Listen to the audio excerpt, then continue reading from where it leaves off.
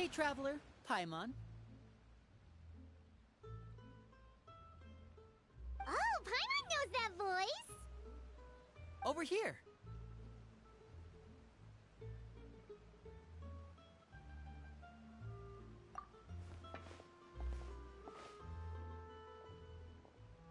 To borrow one of the more popular turns of phrase at the moment, this appears to be quite the fated reunion. Running into you two out of the blue like this has really made my day. I certainly wasn't expecting it. You can say that again. What brings you to Poisson? Wait, Paimon's got it! You must be here for one of your magic shows, right? Actually, we've run into a bit of trouble on the home front, so Father arranged for us to stay in Poisson for the time being. Oh, are Lynette and Fremine here too? Yep, along with most of the other members of the House of the Hearth. You may have noticed Poisson seems a bit more crowded than usual. So you're saying nearly the entire organization has moved to Poisson? Sounds like you've run into way more than just a bit of trouble. What's really going on? Well... Since the two of you are so curious, perhaps I can fill in the gaps. You scared Paimon half to death! Father, you're here. You know... On second thought, maybe we don't need to know? It's all probably super confidential House of the Hearth stuff, right? We totally weren't trying to pry or anything. No need to be nervous. I could sense your genuine concern from your conversation just now. Of course, I can also understand your confusion. Sending so many Fatui here to Poisson, it's only natural that some might suspect an ulterior motive to be involved. I understand. I'm well aware you've had your fair share of confrontations with the Fatui in the past, and I can't exactly guarantee that we'll remain on good terms in the future. As for right now, however, I would say we have little reason to be at odds, wouldn't you agree? The House of the Hearth could stand to be more open with those who have worked so closely with us in the past. As for the issue at hand, well, it hardly relates to any ulterior motive. To be frank, it all stems from a certain rumor circulating around the House of the Hearth. It's an internal matter. What sort of rumor? A rumor that a certain phantom child is hiding away in the House of the Hearth. A phantom child? Ooh, just hearing the name is giving Paimon the creeps. A spirit that should have long ceased to exist is lurking in the shadows of the House of the Hearth.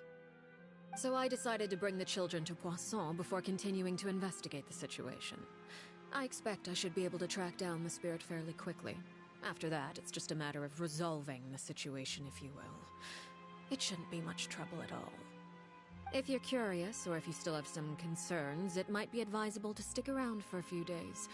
I'm sure the children would be exceedingly pleased to welcome some visitors. Lenny, I'll leave you to entertain our guests. I have some matters to attend to. Of course, Father.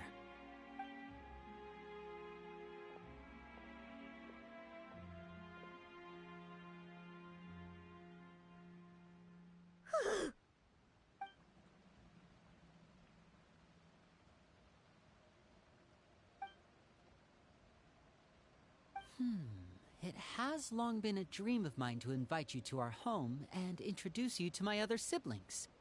You're quite well known in the organization already. A lot of people have been talking about you, especially after everything with the prophecy. If you're willing, why don't you stay a while and have a little chat with us? Alright. We don't have anything else to do right now anyway. But let's be clear, we're just gonna be there as guests, okay? Don't get any funny... Oh, wait a second. For your guests, that probably means we'll be treated to lots of yummy food, right? Of course. During our stay in Poisson, we've been helping out the locals with some fishing. We bring in quite the bounty every day. In fact, today's the perfect chance for me to show you what I can do in the kitchen. Let's go. I'll take you to where we're staying.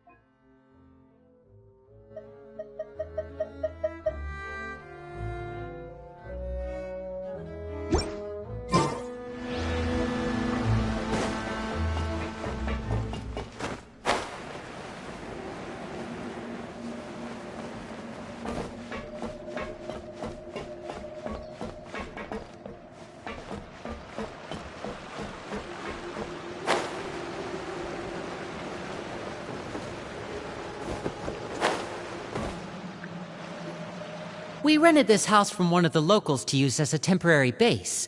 I'll come back later and tidy up a bit. After that, it should be all ready for you to stay in tonight. Awesome, thanks! So, where are we off to now? Well, when I happened to run into you two earlier, I was actually in the middle of distributing some supplies. With this many people staying in Poisson, we have to bring in outside supplies every now and then. I should probably make sure the rest of these provisions get delivered. Otherwise, people might start to get antsy. Okay, we'll come with! There are all sorts of rumors about your organization floating around out there. Paimon's not sure if she could even take a wild guess as to what's true and what's not. But now that we finally have the chance to see a day in the life of the house, we can take a good look at how you operate! Well, you're more than welcome to come along. Just follow me.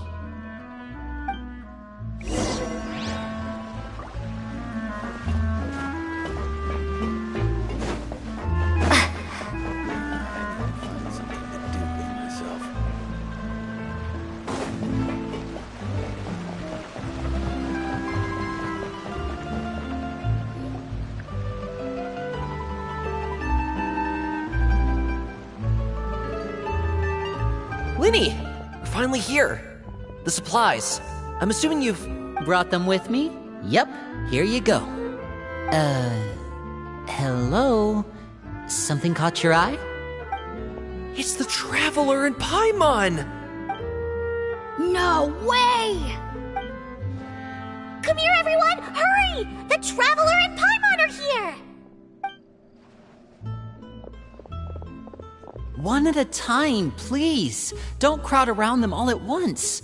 We don't want to scare off our guests now, do we? Oh, it's all right! Gotta say, Paimon didn't realize we were this famous. Of course! Father and Linny have told us so much about you. Father told us about how you helped Linny. According to her, you're a trustworthy friend. And as far as she's concerned, that's pretty much the highest compliment we've ever heard her give. As you can imagine, everyone's been very curious about you. I heard the Traveler is so strong that she can move a mountain with her bare hands. I heard Paimon eats so much that she can clean out the entire pantry at Hotel Tabor in just 3 days! Wait a second! That's the rumor you heard about Paimon? Oh, not cool at all! Oh, wait! When guests visit, you're supposed to give them gifts and stuff, right? Oh, we don't need something like that. Besides, we don't have anything to give to you! Come on, we insist! I can give you some of my new potions. Just pick your poison. And by that, I mean medicine or actual poison. I've got both. Huh? Or maybe Shaplo can teach you guys about stealth! He's super good at it! He's never been caught. Ah, now that's not a bad idea. I know you usually prefer to fight head-on, but it never hurts to expand your bag of tricks, right?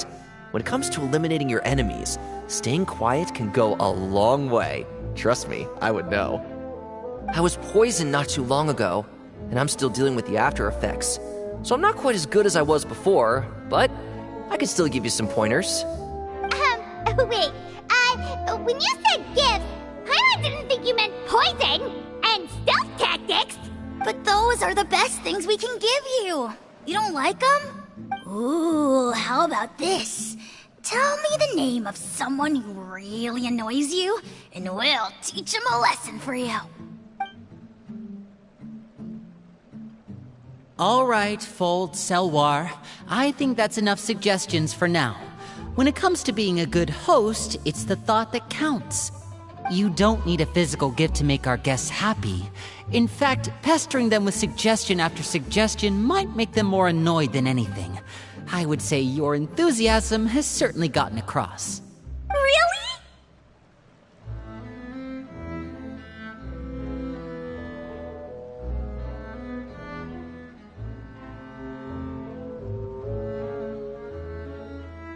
Awesome! It's been so long since we've had guests to play with. If there's anything you need, just let us know. Yeah, especially if it's poison or something. I've got all sorts of potions for that. Well, we'll talk to you all later. We've still got supplies to distribute. All right, see you later.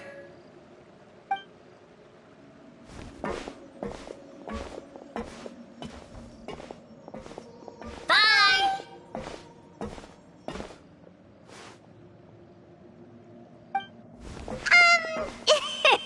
Lenny, about all that poison and stealth tactics talk just now.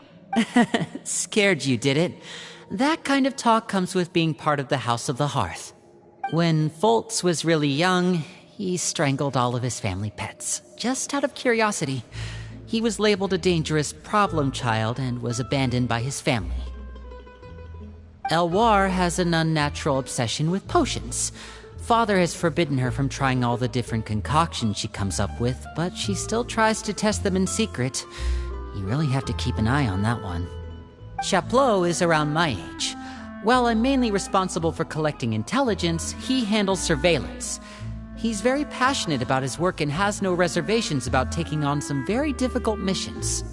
I know you two probably aren't used to that kind of talk, but I can promise you they only had the best of intentions.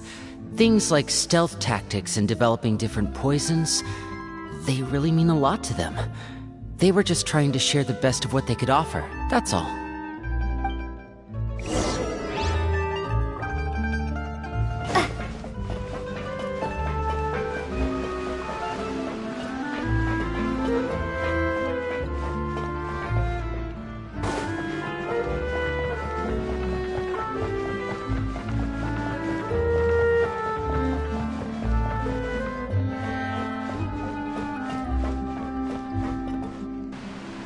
Filial, supplies are here. Thanks. And who are these two? Outsiders? Allow me to introduce you. This is the Traveler and Paimon. Oh, you're the famous duo I've been hearing so much about. It's nice to meet you. I heard you've traveled to all sorts of places. Is that true? Of course! We're making our way all across to that! Oh, good for you. You must be pretty familiar with Fontaine by now, then. Have you seen the new opera that started running recently? I think it's called... The 4,000 Thieves? Oh, this is the first we've heard of it. It seems like it's going to be fantastic. From what I've been able to tell from the posters, anyway. You should definitely check it out if you have the time. Oh, and there's The Blind Maiden, too. That one is supposed to have audience interaction. Seems pretty interesting. After this mission is over, I think I'll go get a manicure. Oh, maybe I should dye my hair. Wonder how much it'll cost. Is it just Paimon, or do these two seem much easier to get along with than the others? Looks like the House of the Hearth has some normal members after all. I heard that. Oops. I'm guessing you're referring to Foltz and the others? Yeah, we're definitely not all like them. I bet those crazies are practically foaming at the mouth right now. I'm sure they just can't wait to get back to Snezhnaya to carry out the plan. That's enough, Filial. Don't talk about family members behind their back, right? Whatever. Let's go. Guess this is goodbye then. If you ever have some time, we should go see the opera together.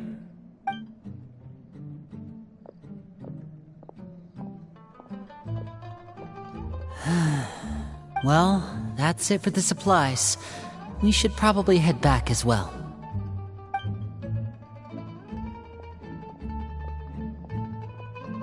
Well, they didn't seem too happy with each other. Seems like there could be something more going on here. You're right. We're only here as guests after all. Oh, Linny's getting super far ahead. Come on, let's catch up.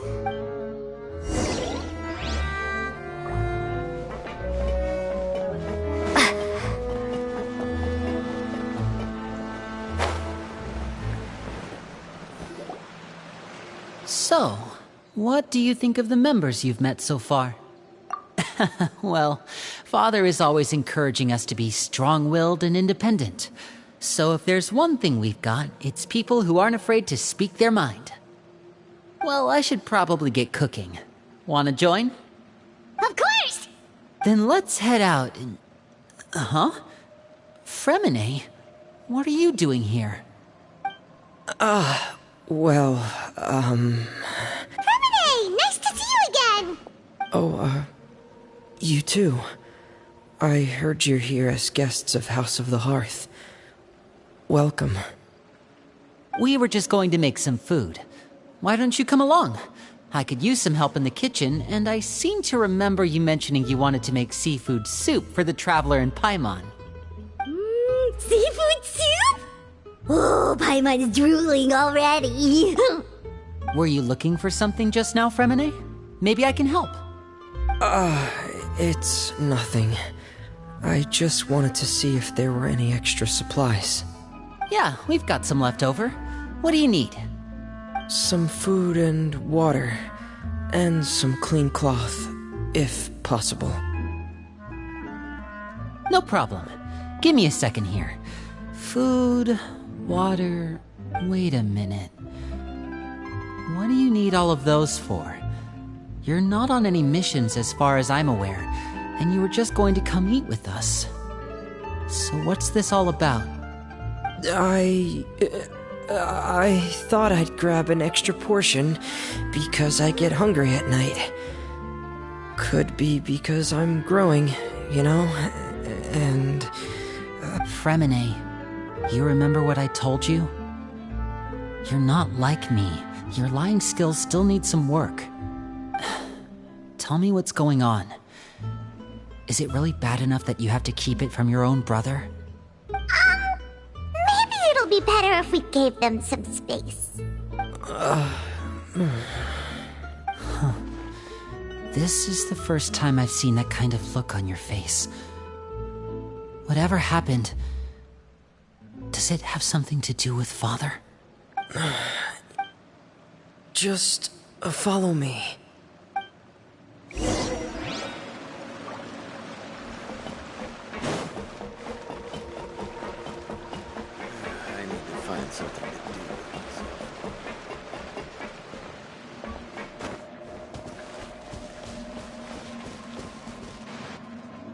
You're back! Oh, and you've brought some friends with you this time! Hello, my name's Linny.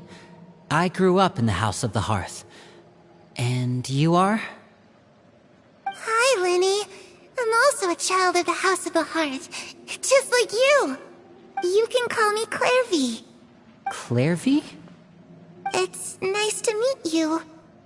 Does that name ring any bells, Linny? No, not at all. That's not a name we have on our roster, I'm sure of it. What I'm not sure of, though, is how she managed to sneak in. She must be the phantom child Father's been searching for. From the looks of it, I'm guessing you were the one that found her, Fremine. You, haven't told Father, have you? No, I haven't told anyone. I've just been keeping her hidden. For how long? About half a month now. So ever since we got to Poisson, then? Do you have any idea what you're doing? I know what I'm doing. Really? 'Cause from where I'm standing, it looks like you're hiding the very person Father has been trying to find. If Father finds out about this, everyone involved is going to be punished. You know the rules of the house, Fremine. I know you do. Father doesn't tolerate any form of betrayal. So why are you doing this? I've thought it through. And I just can't hand her over like that. Linny, don't you remember last year? Sheplo nearly died after getting poisoned during that one mission. He wasn't able to get back before the poison started taking effect, and not a single person was there to help him. That night, while I was sleeping, I heard a voice telling me to go save him. I opened my eyes, but I couldn't find the source of the voice. I thought maybe I was just hearing things, but I went to look for him anyway. Luckily, I got there with enough time to save his life. That feeling of being haunted, of hearing voices, it's happened many times in the House of the Hearth.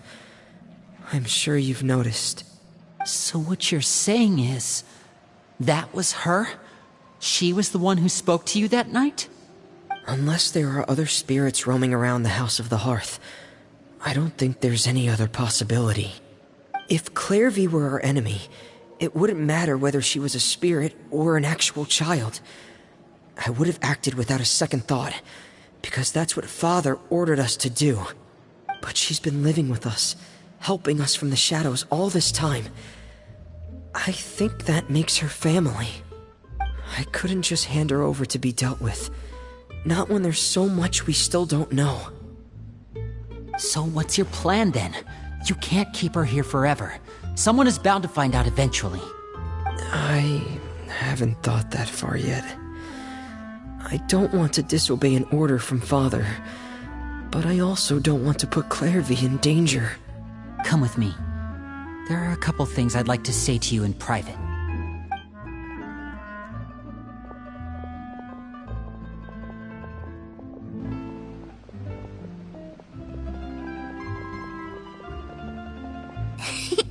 Those two sure care a lot about each other.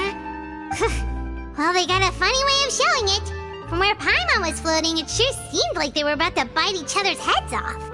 No way! They have a really deep bond. I could tell right away, because I also have a friend like that. I just don't know how long that kind of bond can last. The darkness in the house runs deeper than you can imagine. No one can get out alive. I'm sorry, Linny. I really didn't mean to drag anyone else into this. Oh really? You didn't mean to? 'Cause I for one wish you did. Huh? What do you mean? You know, when we were younger, you didn't call me Linny. You called me brother, just like Lynette. We grew up together, the three of us. We were all orphans, all rescued by Father. Of all the siblings in the House of the Hearth, I think our bond was the closest. Later on, when you started calling me Linny, I wasn't actually surprised. After all, Lynette and I are related by blood. We've had to depend on each other to survive long before we joined the house. Linny, The darkest and most difficult moments of my life happened before you and I had ever met.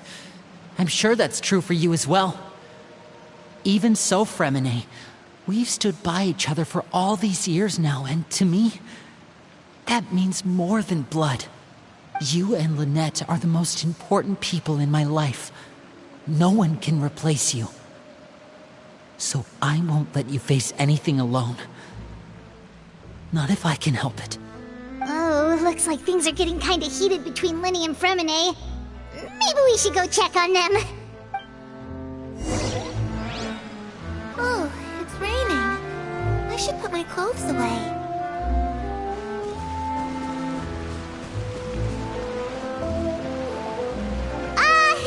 Hey you two! Hope we aren't interrupting anything. Like a fight, or... Oh, wait a minute, Fremine. You're not crying, are you? Is everything alright? everything's fine. Thanks for asking. Well, we're all friends here, right? We've been through so much together, so if there's anything we can do to help, just say the word. It's just a small family dispute. It's not something our guests should trouble themselves with. In fact, it might be better if your stay ended here. What are you getting at, Traveler? When guests are around, families are often on their best behavior. And any disputes are less likely to escalate. That's what you're trying to say, isn't it? I just... Thank you. I was really hoping to keep you out of it. But even if I could think of some other reason to turn you away, I'm not sure I could convince you. I know things could turn dangerous, so I promise you this. From now on, I'll protect you like my life depends on it. Me too. Well, back to the matter at hand then. If we don't plan on handing Clairvy over to Father, then our only other option is to solve the mystery of her identity before Father is able to track her down. That means finding out where she came from and what she's doing here. Then we can send her on her merry way and pretend like none of this ever happened. I've tried that already.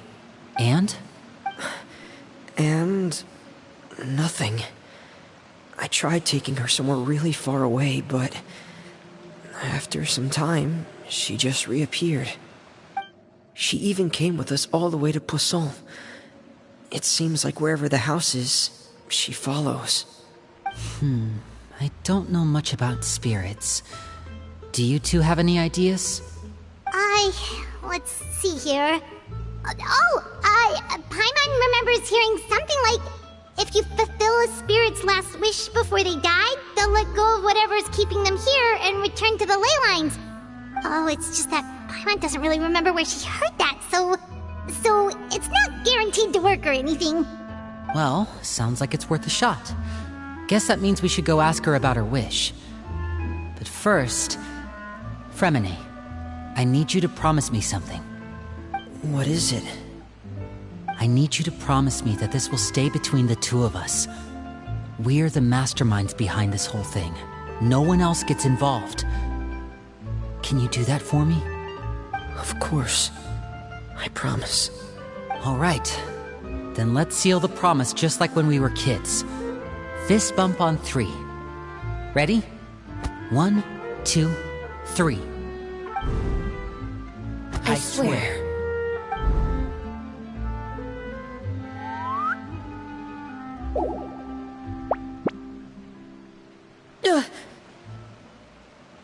Whoa!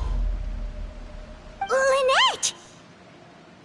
But what a surprise! What brings you here, dear sister? And, when exactly did you get here?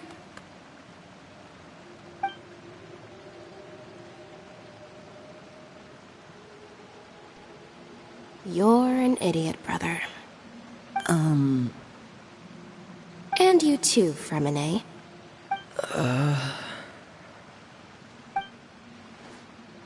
You 3, Traveler. And you 4, Paimon. Wait, what did we do? I've seen Clairvy around the House of the Hearth before. I hadn't seen her in Poisson, so I figured she must not have come with us. But it turns out, you were just hiding her. I heard you talking about your plan. Rather than steering clear of the situation, I'd rather fully join in.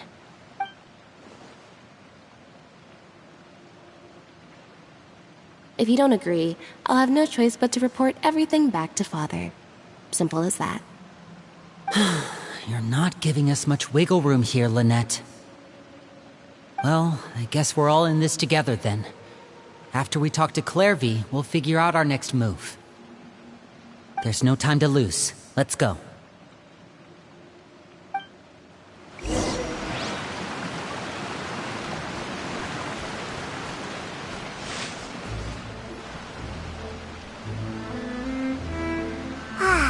I'm full.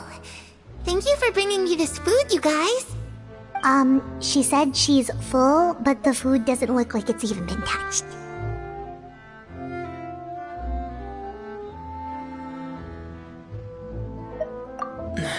That's right.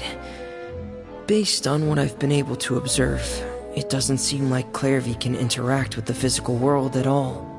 Still, when she's presented with food, she'll always linger around it for a good little while. Maybe, in her mind, she really is eating those things.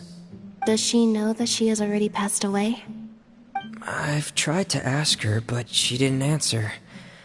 My guess is that she's just as confused as we are. Or maybe she couldn't understand the question at all. Clairvy, if you've got some time, I'd like to ask you a few questions. Sure. Oh, another new friend. Hi, I'm Clairvy. Hello. Clairvy, how did you join the House of the Hearth? Huh? Isn't it the same for everybody? The Knave brings you here and then you can't leave. It's just that your name, it's not on the roster. And I've never seen you before. The roster? Oh, I get it now.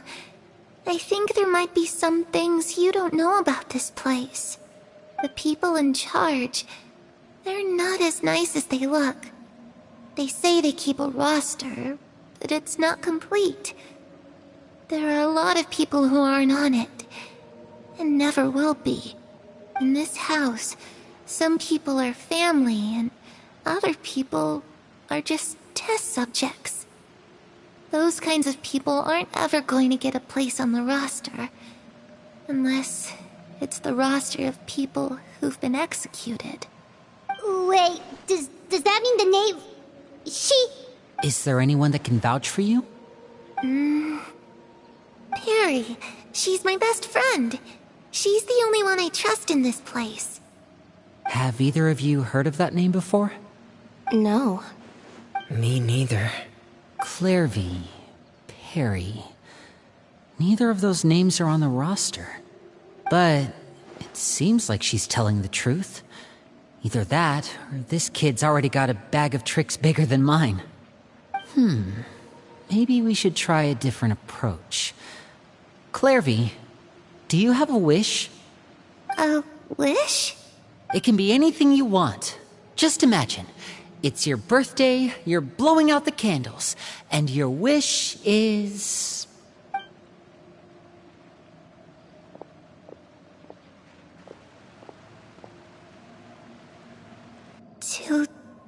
To go outside, where the sun can find me.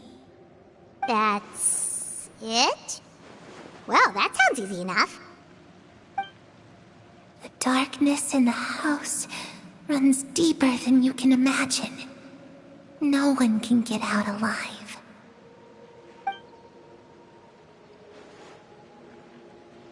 Okay, time to divide and conquer. Listen up, I've got a plan. I'll try and find a way to use basic illusory magic to take Clairvy outside and bring her somewhere with sunlight. Lynette, try and find the list of executions that Clairvy was talking about, and see if her name is on it. Fremine, you stay in Poisson. We can't be the only ones who've had run-ins with Clairvy.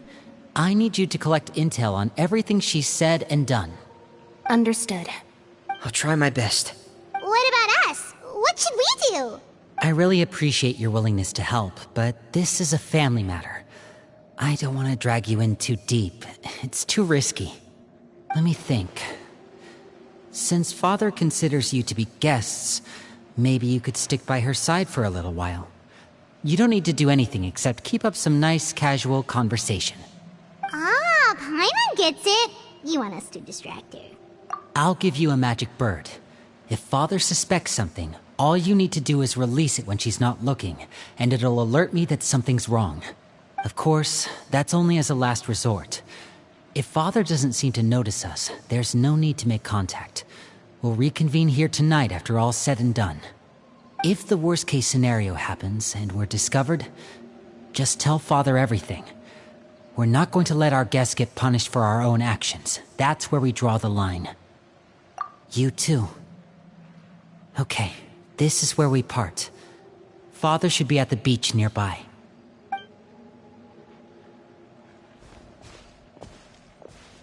I really hope this goes well. No, it has to go well. That's the only way this can get resolved.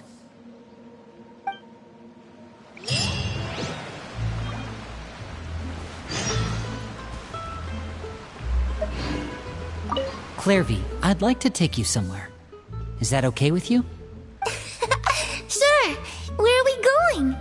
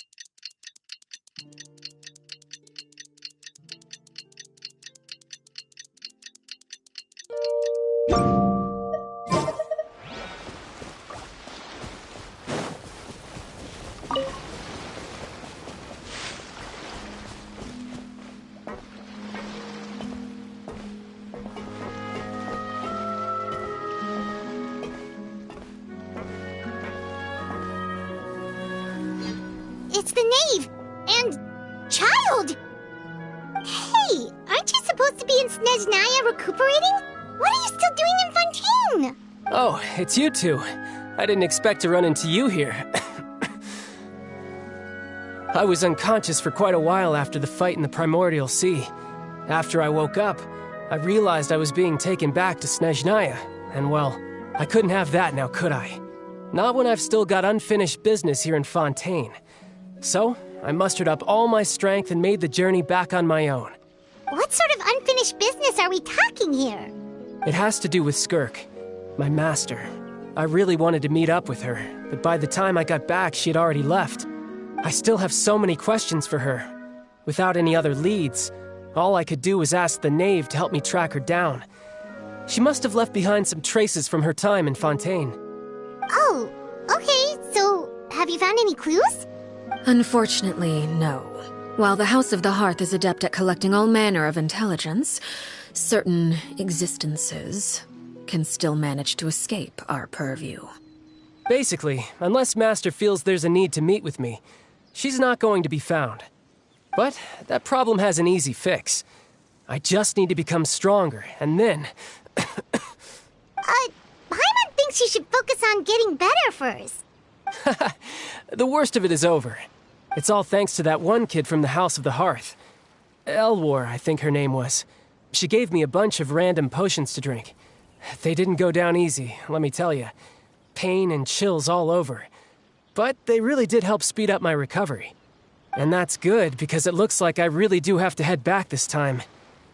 The old man's been putting the pressure on me. He sent someone to tell me I'm needed for some sort of project. Project Stuja? Yeah, that's the one.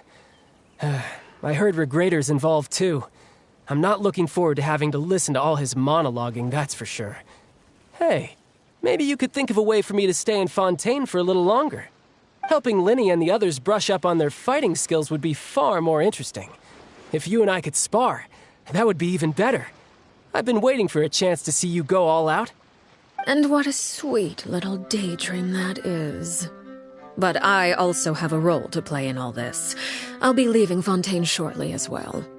Besides, considering how little they see fit to step outside the homeland, being called on to return to Snezhnaya by such illustrious dignitaries, what a great honor. Wouldn't you agree? One I could do without, I'd say. Is it just Paimon? Or does it kind of seem like they're... So, dear guests of the House of the Hearth, to what do I owe the visit? Well, we just... Right! We're super close to Linny and the others, but we still don't know much about you! Is that so? Introductions have already been made, have they not? Oh, well, you see, There's only so much you can learn about someone from a short introduction. At least tell us something a little extra, like... Why do you call yourself father? Good question. I'd also like to know. The fact that you have to ask tells me our intelligence work has been quite successful.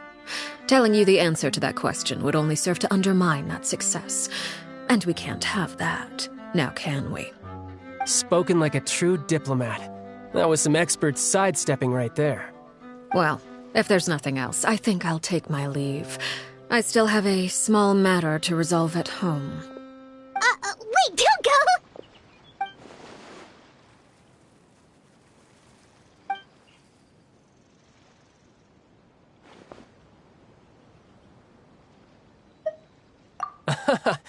I'd also like to hear the answer to this. I've met some of the members of your organization, and they all seemed like really good kids. They actually reminded me of Tonya and Tusser. Which, by the way, if you ever betray them, I'm just letting you know, I won't let you off easy. And why would I betray them? Well, you've already betrayed the House of the Hearth once, haven't you? At least, that's what I heard.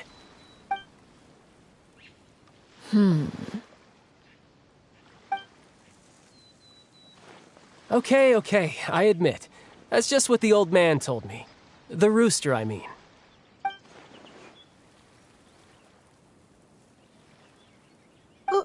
Wait, did you really do something bad to those kids? Never mind what I've done. I'm more curious as to what the mighty rooster had to say. Care to enlighten me? Well, nothing much. Just some stuff about you taking out many other members of the House of the Hearth, and even going so far to attack your own family. I see. Oh, based on your reaction, I'm guessing it's all a bunch of lies. Hardly. I don't appreciate his particular turns of phrase, but I suppose he didn't say anything untrue. Although, it would be more accurate to say that there is a certain level of prejudice involved, but I don't intend to clear that up just yet. Prejudice has a funny way of concealing the real truth behind certain things, an attribute that I find to be quite advantageous. Call yourself a Fontanian, for example, and people will assume all sorts of things, when the real truth is that this is simply the land where I was raised. Huh? You're not actually from Fontaine? But then why did you try to help out with the prophecy and everything? I was trying to protect the children born in Fontaine. Claiming that I myself was a Fontanian simply made it easier to operate. People would hardly suspect a fellow Fontanian of having any ulterior motives. Who wouldn't want to save their homeland after all? The primordial sea wouldn't have any effect on me, but it would have caused great harm to the House of the Hearth. Well, you wanted extra information, didn't you? There you go. I hope that satisfied your curiosity.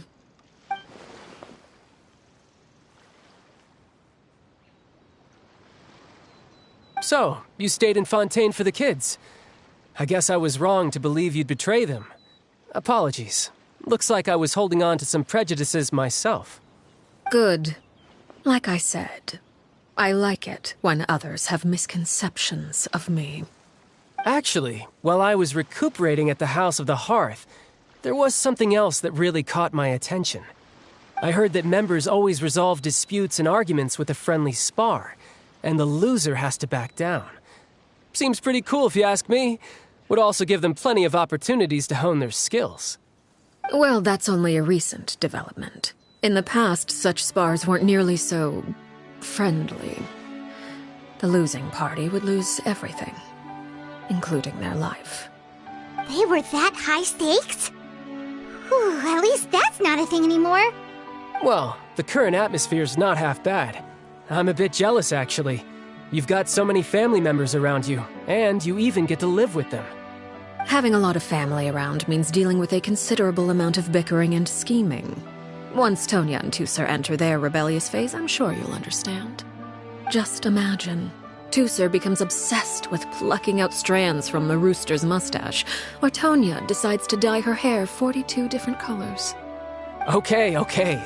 I get the picture.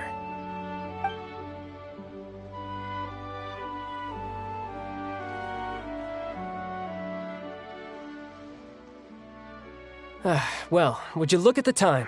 I should probably get going. Traveler, Paimon, I'm not sure where our paths will cross next, but the next time we run into each other, we should definitely try and find some time to spar. Again, maybe this is a conversation we can have when you look less like you're gonna keel over. All right. Well, thanks for everything, Arlecchino. No thanks necessary. You also played a part in obtaining the Gnosis. I would say we can call ourselves even. I like the sound of that. Well, I'm off. See you all some other time.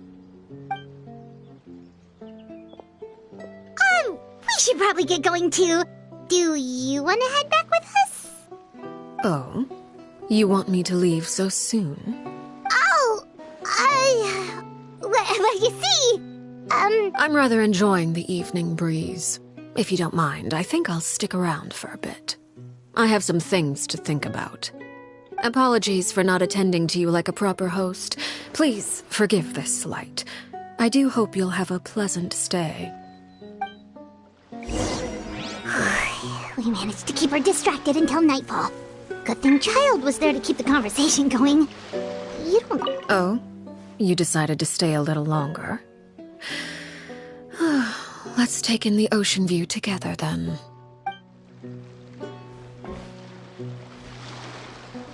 Oh, I wonder if Liddy ran into any issues.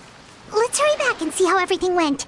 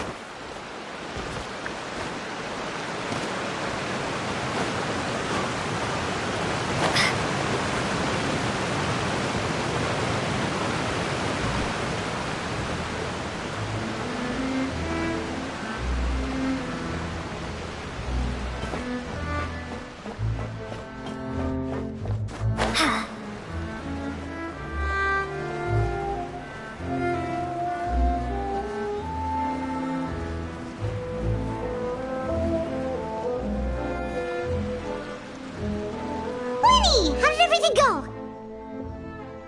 Well, long story short, we ran into a small issue. Clairvy can't go into the sunlight.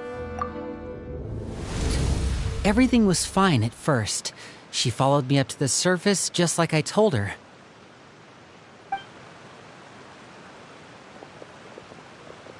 But as I led her out of the shadows and into the sunlight, she vanished.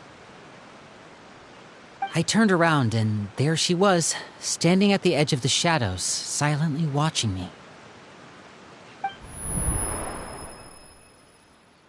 Huh. Maybe she's afraid of sunlight, or... No, it wouldn't be her wish if that were the case. Well, we could always try pushing her into it. Oh, true.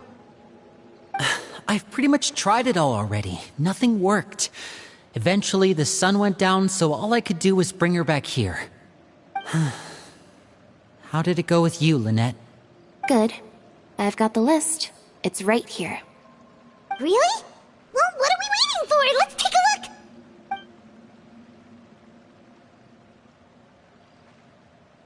Oh, that's a lot of pages.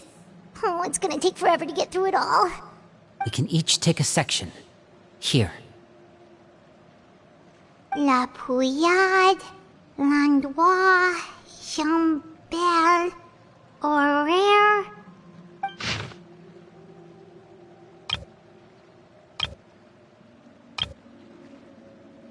Oh, yikes. That Horaire guy has a huge scar on his face. He's kinda giving Paimon the creeps. Ah, I've met him before. The scar is from an injury he received during a mission. I still remember him joking with me about it. He said any future lover would take one look at him and then lose all interest. Did he say anything else? Well, I asked if there was someone he was interested in. He said no, and that's where our conversation ended. It was only later that I learned he really did have someone he liked. He risked everything to escape so he could be with her, but it didn't work. One day, Father asked to see him, and, well, I never saw him again after that. Wait, so that means the Knave, she... It may seem cruel, but it's just one of the rules of the house. Betrayal is not to be taken lightly. We know too many secrets to come and go as we please. So, if you do try to leave, you pay with your life.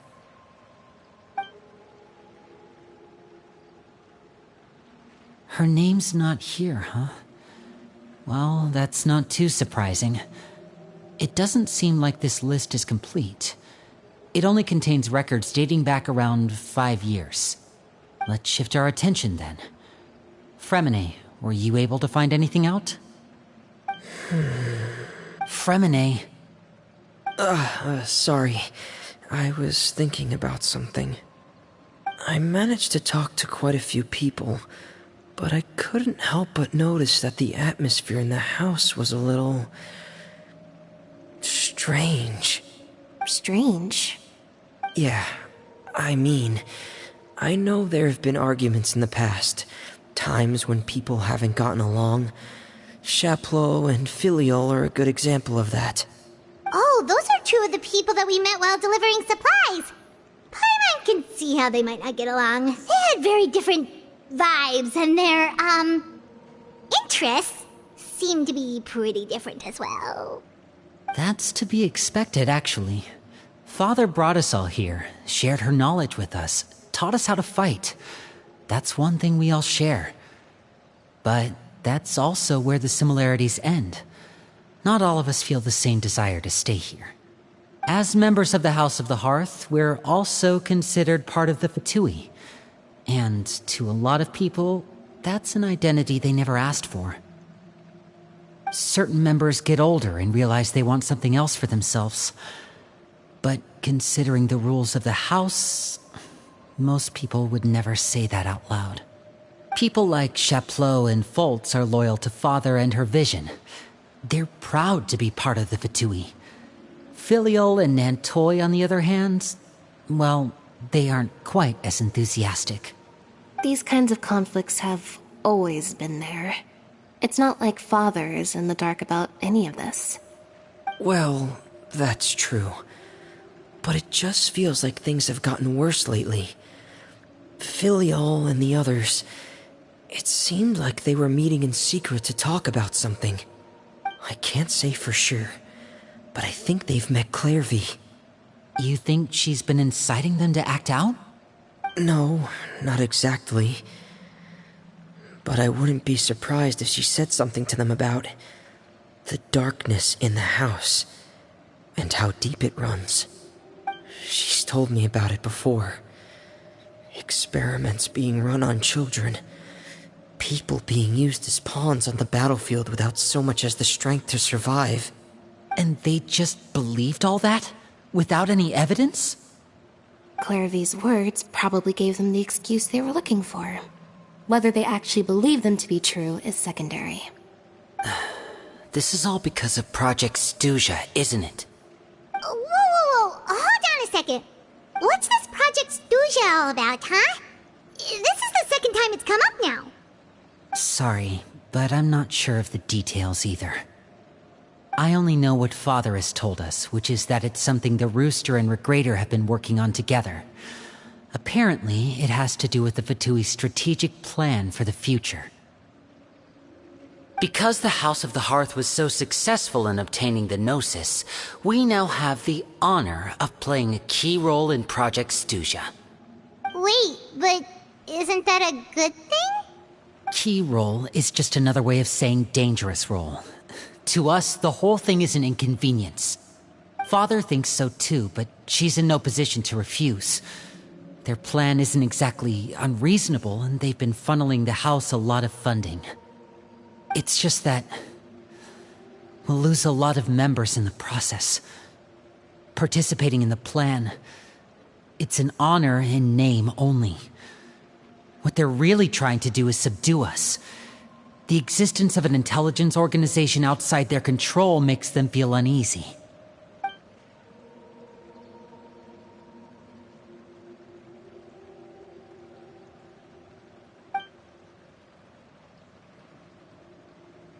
Okay, super complicated top secret Fatui business aside, what does all of this have to do with the conflicts you were talking about earlier?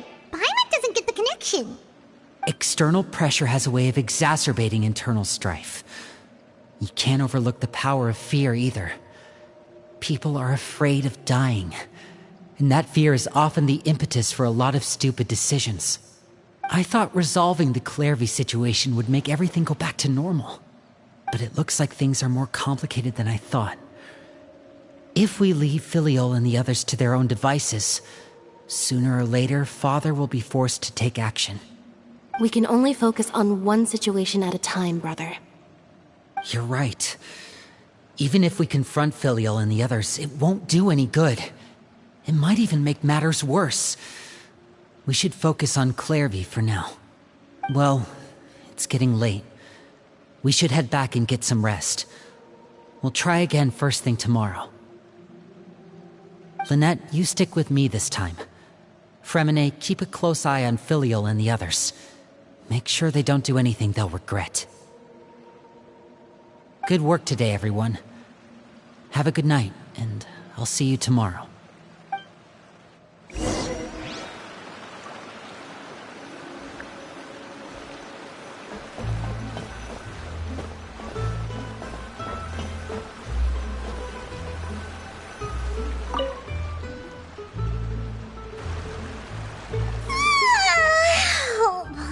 Looking forward to an early night, but she can't sleep at all. Hey, you don't think the Knave will be too angry with Lenny and everyone if she finds out about all this, do you? She's even scary when she smiles. If she were to actually get angry... you have to protect Paimon if that happens, okay, Traveler? Trust is effort, Traveler. Look over there! Quick, let's catch up with her before anyone sees!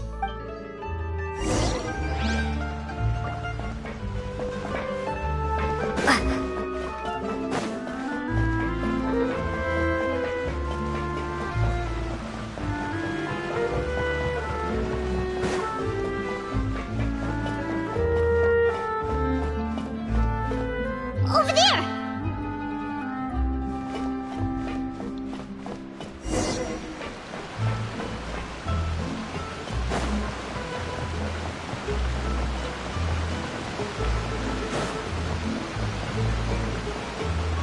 Where is she going? Oh, if someone sees her, we're toast!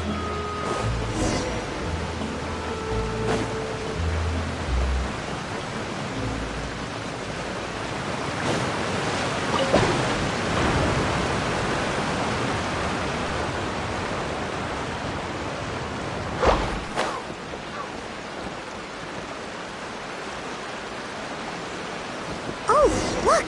She stopped!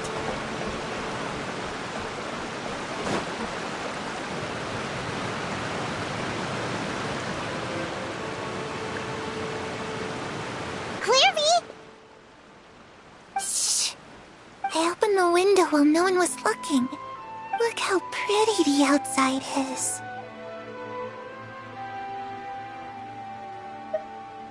If only I could have more than this. You probably think I'm being silly, huh? All this hopeless resisting. It's better to dream of what I could have than try to make it a reality, right?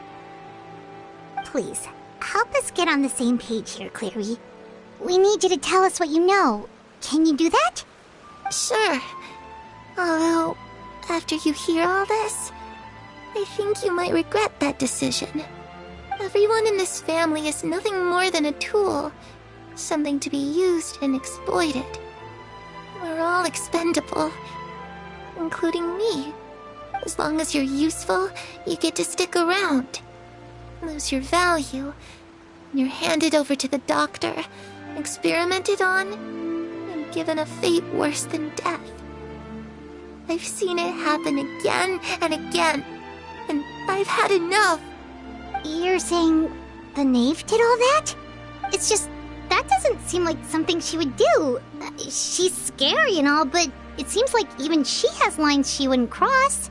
I knew you wouldn't believe me. Everyone thinks she's a good person. They all think of her like a real mother. Mother? But she doesn't deserve that title. She's disgraced it and tarnished it. And if I had things my way, I'd never see her again.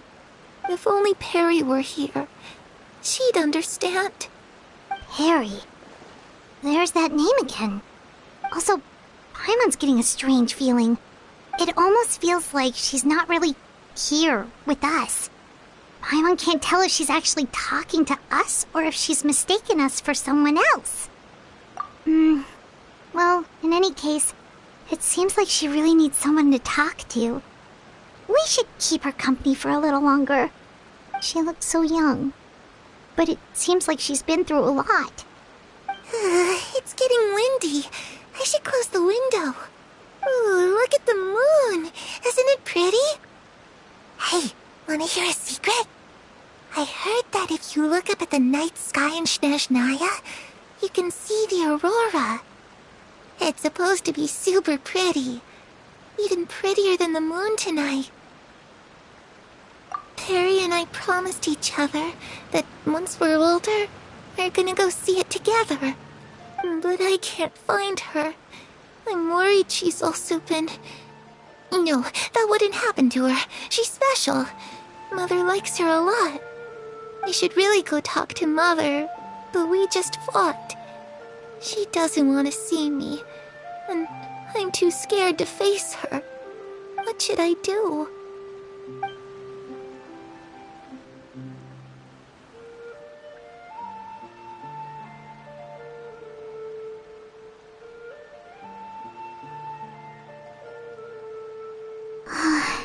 Paimon really doesn't understand what's going on with her. Well, let's head back. We've got an early morning tomorrow.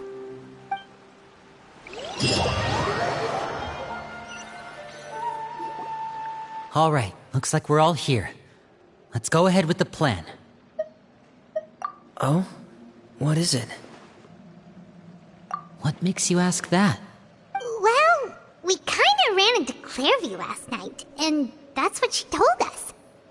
We met the doctor back in Sumeru. He's super dangerous, and he's done all sorts of bad things. It's possible that Father and the Doctor have had certain dealings, but I don't think Father would work with him. We're not really on the same side, so there's not a lot of trust between them. That doesn't exactly set the stage for a successful partnership. I did hear, though, that when Father first became a Harbinger, the Doctor offered to work with the House of the Hearth. Father rejected most of his proposals, except for one. It had to do with some sort of secret experiment. Secret experiment? Could that be what Clairview was talking about? I don't think so. I don't know any details about the experiment itself, but I do know it's an entirely independent operation. The Doctor only proposed a direction for the research. That was the extent of his involvement. I still don't think that counts as working together. The details of the experiment are confidential, but complete records are kept on all participants. That doesn't seem to be the case with the situation Clairview referred to. I know you don't agree with some of the Fatui's methods, and I'm not asking you to. But I am asking you to trust us on this. The House of the Hearth has its own principles. There are certain lines we're not willing to cross. Alright, that's good to hear at least. Clairview seems to think the Knave and the Doctor worked together to do something horrible. If that turned out to be true, Paimon doesn't know how he would even face you guys. It's just that it doesn't seem like Clairview is lying either. The easiest thing to do would be just ask the Knave directly, but Paimon doesn't think she'd tell us. Father didn't come back last night. She's probably still near the shore. We'll be counting on you to distract her. Lynette, you're with me. Fremine, you know what to do. Be on your guard, everyone. Alright, let's get to it.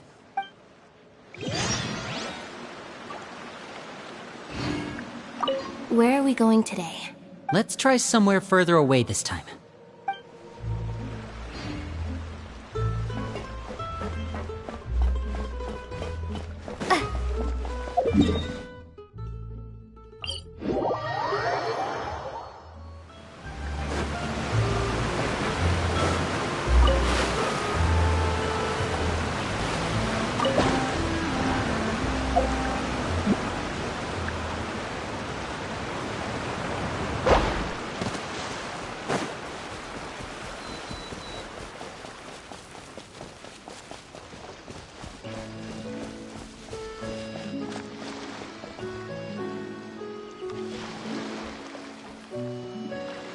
Ah, it's you two again. I must say, you look a bit pale. Did you have trouble sleeping last night? A little. Perhaps if you had less on your mind, you'd be able to absolve yourself of such troubles. So what are you planning to do now? Catch up on some sleep? Or should I give you some time to rack your brain for a topic to discuss before I ask any questions? Although I must profess to being curious. Without Child here, how do you plan on distracting me? Us? Distract you? A good one. But no, we were just here for a chat. Looks like you could have used some extra time to think. No matter. If you don't have any other plans, why don't you accompany me somewhere? Don't worry. I'll be sure to steer clear of any scheming children. The ocean breeze is sure nice today. Children always think they can hide things from the grown-ups. But nothing gets past me. Least of all a little scheming. I think I'll let them have at it for a little longer. I can be very patient. Well, I'll leave you to think things over. If you're so inclined, meet me outside the Palais Mermonia. Good things come to children who do as they're told. So I do hope you decide to tag along. If only for your friends' sakes. What should we do? She clearly knows about everything we've been doing, and Paimon doesn't think it'd be a stretch to say she was threatening us just now.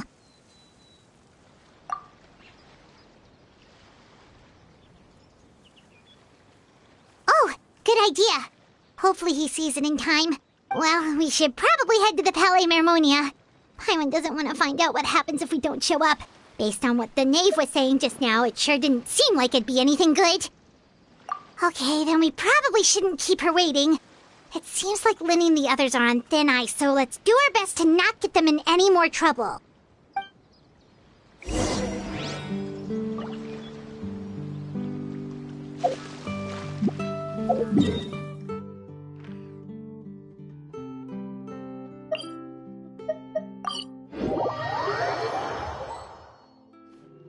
Seeing as we still have some time before my meeting, we might as well enjoy some pleasant conversation while we wait.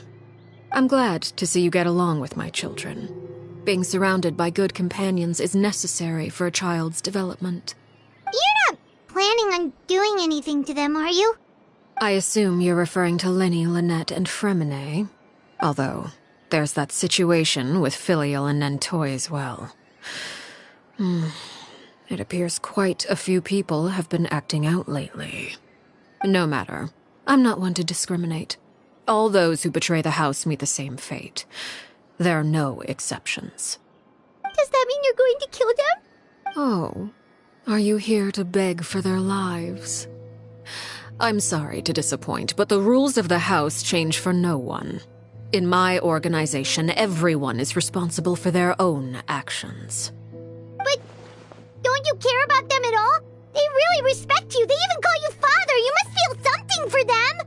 Any organization in which feelings come before principles is one destined for ruin. The House of the Hearth is hardly an exception. You could say our principles are more stringent than most. Perhaps I can offer you this consolation at least. As our guests, you two will not be held accountable along with them. I would imagine Linny, Lynette, and Fremine will be able to keep their lives. As for Filial, Nentoy, and the others, I'm afraid there's little I can do. They can try to escape, but once you know our secrets, there's no getting out alive. But that's awful. Ah, you seem concerned. Out of consideration for my guests, I suppose I could turn a blind eye for a little longer. If Linny and the others manage to dispose of Clairvy in the meantime, all evidence of their wrongdoing will be lost. In that case, I could hardly punish them for something I couldn't prove. If their efforts are unsuccessful, on the other hand, all will be held accountable. And the punishment will be severe. Of course. Oh, and here, I believe this belongs to you. Do try and keep better track of it next time. It takes a considerable amount of time to train a bird like this. It would be such a pity if you were to lose it. Permanently. Wait, where did you get that? Well, I'm afraid that's all the time we have to chat. Now, for the matter at hand. I asked you to meet me here because I have business at the Palais Mermonia. It has nothing to do with you, but I think it would be prudent for you to stick by my side for the time being. There will always be time later to run off and tell Linny what you've learned. Well, time to go. Looks like we wrapped things up just in time.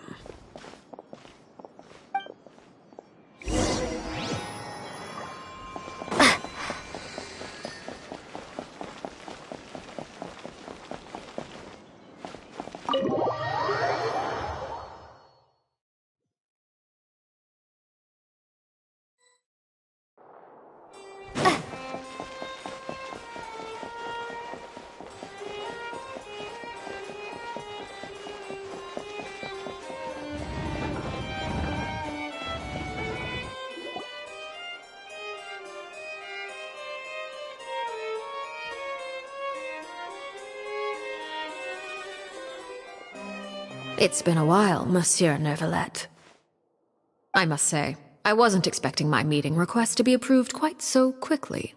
The Palais Mermonia operates with an efficiency worthy of admiration. It is only right that an esteemed diplomat such as yourself should be afforded the proper level of respect. Although, if I may speak plainly, I must confess that I did not anticipate we would have the occasion to meet again after presenting you with the Gnosis. I see you brought the Traveler and Paimon with you as well. If I may inquire as to the purpose of your visit. I'll be departing Fontaine shortly. There is, however, an outstanding matter that I would like to see resolved before I go.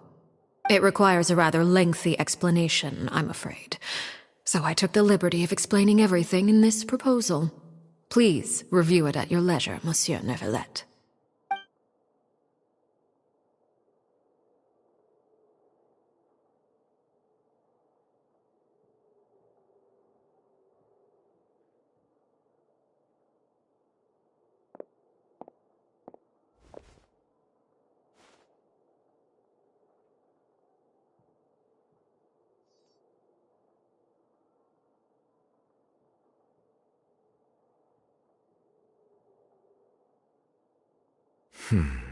I understand your request. However, at the risk of causing offense, I must admit that I fail to see why you would wish for such a thing. I heard you have a certain fondness for water tasting, Monsieur Neuvillette, so allow me to use water as an analogy. A family is like a large body of water with countless rivers flowing in and out. As someone who watches over this system, I would hope that each river that flows from the source will eventually reach the ocean. Of course, objectively speaking, I know this is impossible. Most of the rivers will dry up along the way, disappearing into the ground and leaving nothing but a barren riverbed behind. Not all rivers are destined to reach the ocean, but I would not see their existence rendered meaningless. I believe the water that flows within them is simply meant for a different destination, like a field in need of irrigation. Or perhaps the glass of a certain water-tasting enthusiast. Did you get any of that, Traveler? Your words paint an optimistic picture indeed. Allow me to remind you, however, few among us are willing to sip from a glass filled with tainted water. It may have been tainted at one point in time, but not to worry. I'll make sure it's strained of all impurities and returned to its cleanest form.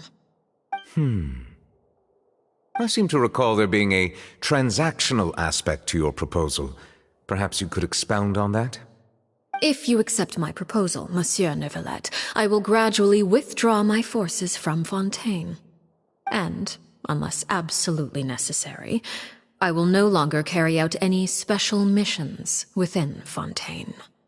I presume I can take your words to mean that, in the future, cases similar to the Tartuffe assassination will cease to cross my desk? Tartuffe? Ah, that thief who embezzled funds from all those charities, you mean? My deepest condolences to his family, but without any evidence, I cannot imagine how the House of the Hearth might have been involved in his passing. Of course, if you accept my proposal, Monsieur Neuvillette, I'm sure certain measures could be taken to reduce the frequency of such troubles. You choose your words carefully indeed. In that case, I am inclined to accept your proposal. My thanks for your generosity, Monsieur Neuvillette. Well, with that settled, we should be going now.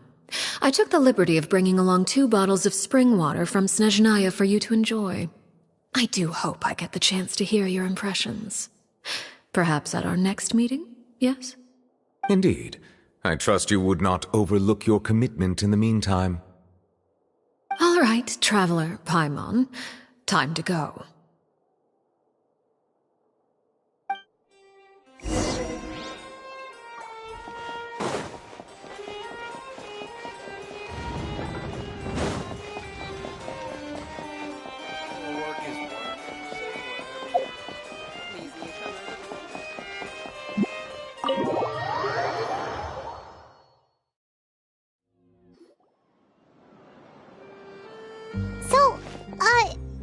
What exactly were you talking about back there? Paimon only heard you mention some rivers, a large body of water, and then some kind of irrigation scheme. You really want to know? I would imagine there might be more pressing concerns at the moment. Winnie, Paimon really hopes everything's going okay.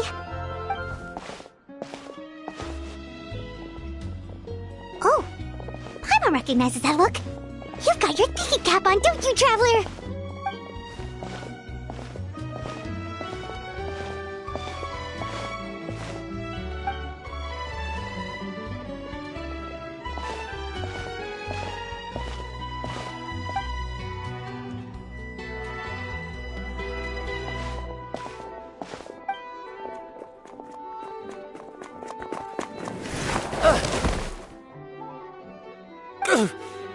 Oh, shoot. Are you alright? Oh, jeez. I'm so sorry. I was so focused on selling these papers, I wasn't looking where I was going. Well, let me make it up to you at least.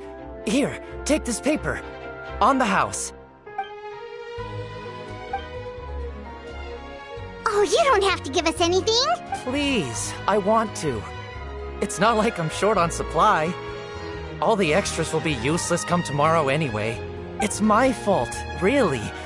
I was just trying to bring home some extra mora for the family, but I bit off more than I can chew. I haven't had many takers today, so I'm still swimming in papers. What's going on here? Nothing much. I just ran into your friend here on accident. I should probably get going, actually, so... Hold on. Of course, I'm happy to compensate you with mora, it's just... I don't have any on me at the moment. I'll take 3 papers. Here. Your payment. Oh! Thank you for your patronage. May the Archons bless you with good fortune. If only I had the chance to run into such generous customers every day. I should probably just take on a smaller inventory, though, right? I'm getting married soon, so sometimes it's hard to not get ahead of myself. Anyway, I should head out. Goodbye! Well, now that my affairs are settled, we should take the boat back to Poisson. We've even acquired some light reading to enjoy along the way. Actually, why don't we stick around for a little longer? Paimon just realized how hungry she is. She can't head back to Poisson on an empty stomach.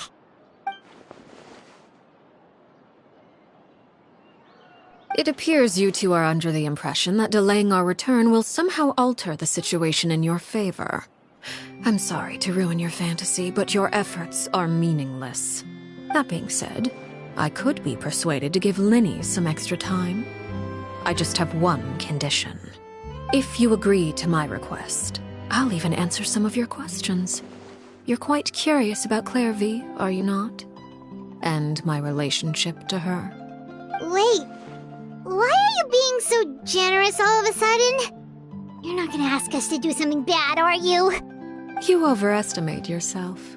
You don't have the talent for bad things. Then what can you possibly... The most important consideration in a negotiation is that both sides receive something they want. Demands and threats only get you so far. Wonderful. Here it is. When the time comes, make the choice that you deem most appropriate in the situation, and lend your help to the House of the Hearth. Okay, sounds normal enough. But what do you mean, when the time comes? When is that supposed to be? That is for you to decide. Then we have a deal. Follow me.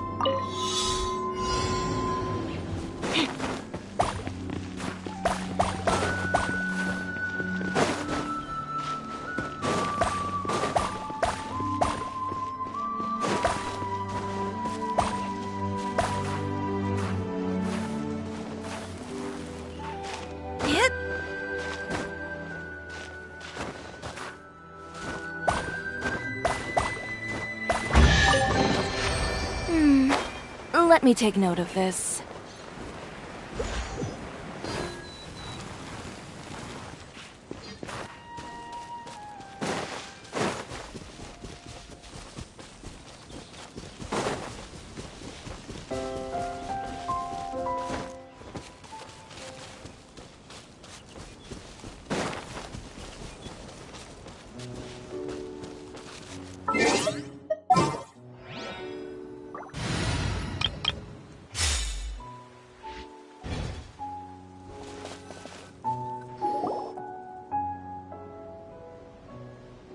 What is this place?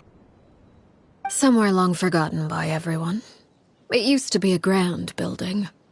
Now it's nothing more than a pile of rubble. No one comes here anymore, nor does anyone care about what once happened here. Although, this place does have something to do with the story I'm about to tell you. It was before I became a Harbinger, and before Linny and the others joined the House of the Hearth. Due to certain events, I first killed Clairvy and then her mother. And this is where it all happened. You were the one that killed Clairvy? Patience now. Allow me to explain Clairvy's side of the story first. I'll start from the beginning. Clairvy was 6 years old when she was brought by her mother, Crucibina, to live in the House of the Hearth.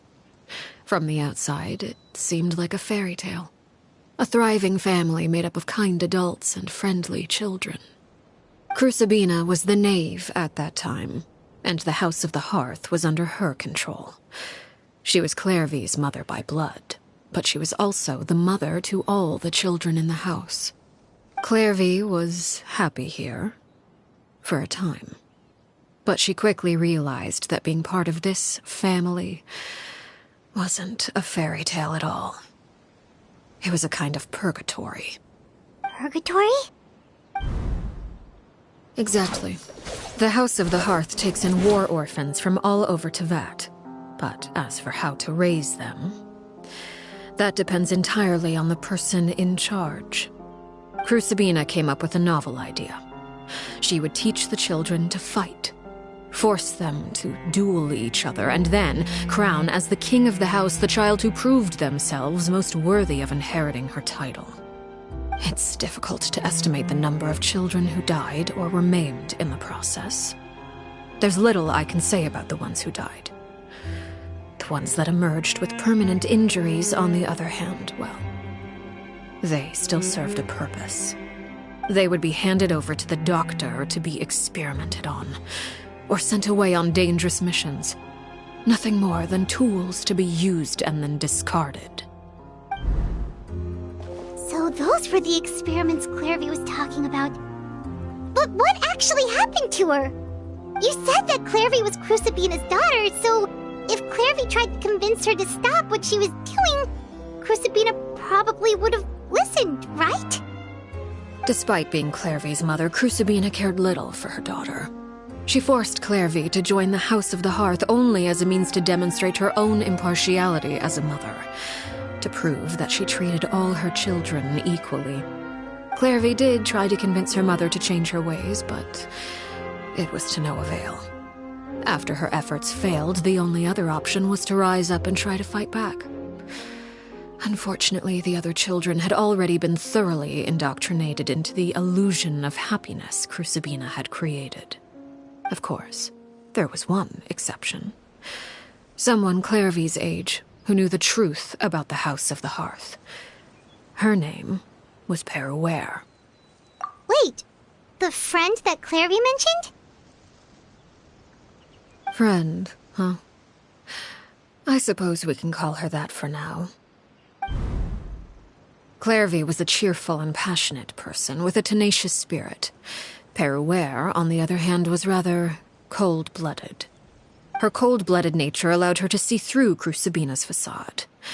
Yet, it was also this cold-bloodedness that prevented her from acting against it. At least at first. While Clairvy longed for freedom, Peruere was convinced that, amid all the fighting and violence, she would make it until the end. Despite their differences, the two became fast friends, united by their knowledge of the truth. Clairvy told Peruere that she hoped to create a real family, where no one would be killed or sacrificed. There may have been a certain naivete to her ideas, but Clairvy proved her determination many times over. She tried countless times to run away, ask for help, or expose the truth. But her efforts only earned her beating after beating. The only thing that kept her going was her strength of will. Even with her body racked with pain, she would still stand on her tiptoes and open the window at night. She and Peruere would look out at the moon together, a fierce longing for freedom shining in her eyes. But one day that light simply vanished. Oh no. What happened? Her hopelessness resulted from a culmination of things. 10 years had passed. 10 years worth of failure after failure. She and Peruere weren't children anymore, but finding any chance to escape still seemed as hopeless as ever. It was during this time that Peruere suggested a new plan. If escaping was out of the question, Why not take down the very person sitting on top of this throne of lies? Mother herself. Clairvy rejected that proposal. She claimed that, as a famous harbinger, Crucibina possessed an unimaginable amount of power. Trying to kill her would have an incredibly low chance of success. Clairvy never gave another reason, but Peruere could see it written all over her face. Clairvy still thought of Crucibina as her mother. Killing her own flesh and blood was a line she couldn't bring herself to cross. If she couldn't escape and fight back, then only one option remained. Precisely. Death was the only way that she felt she could be free. It happened during a duel. When she arrived at the dueling ring that day, her partner turned out to be none other than Peruere, the very person that had stood by her side all those years. It was a fierce battle.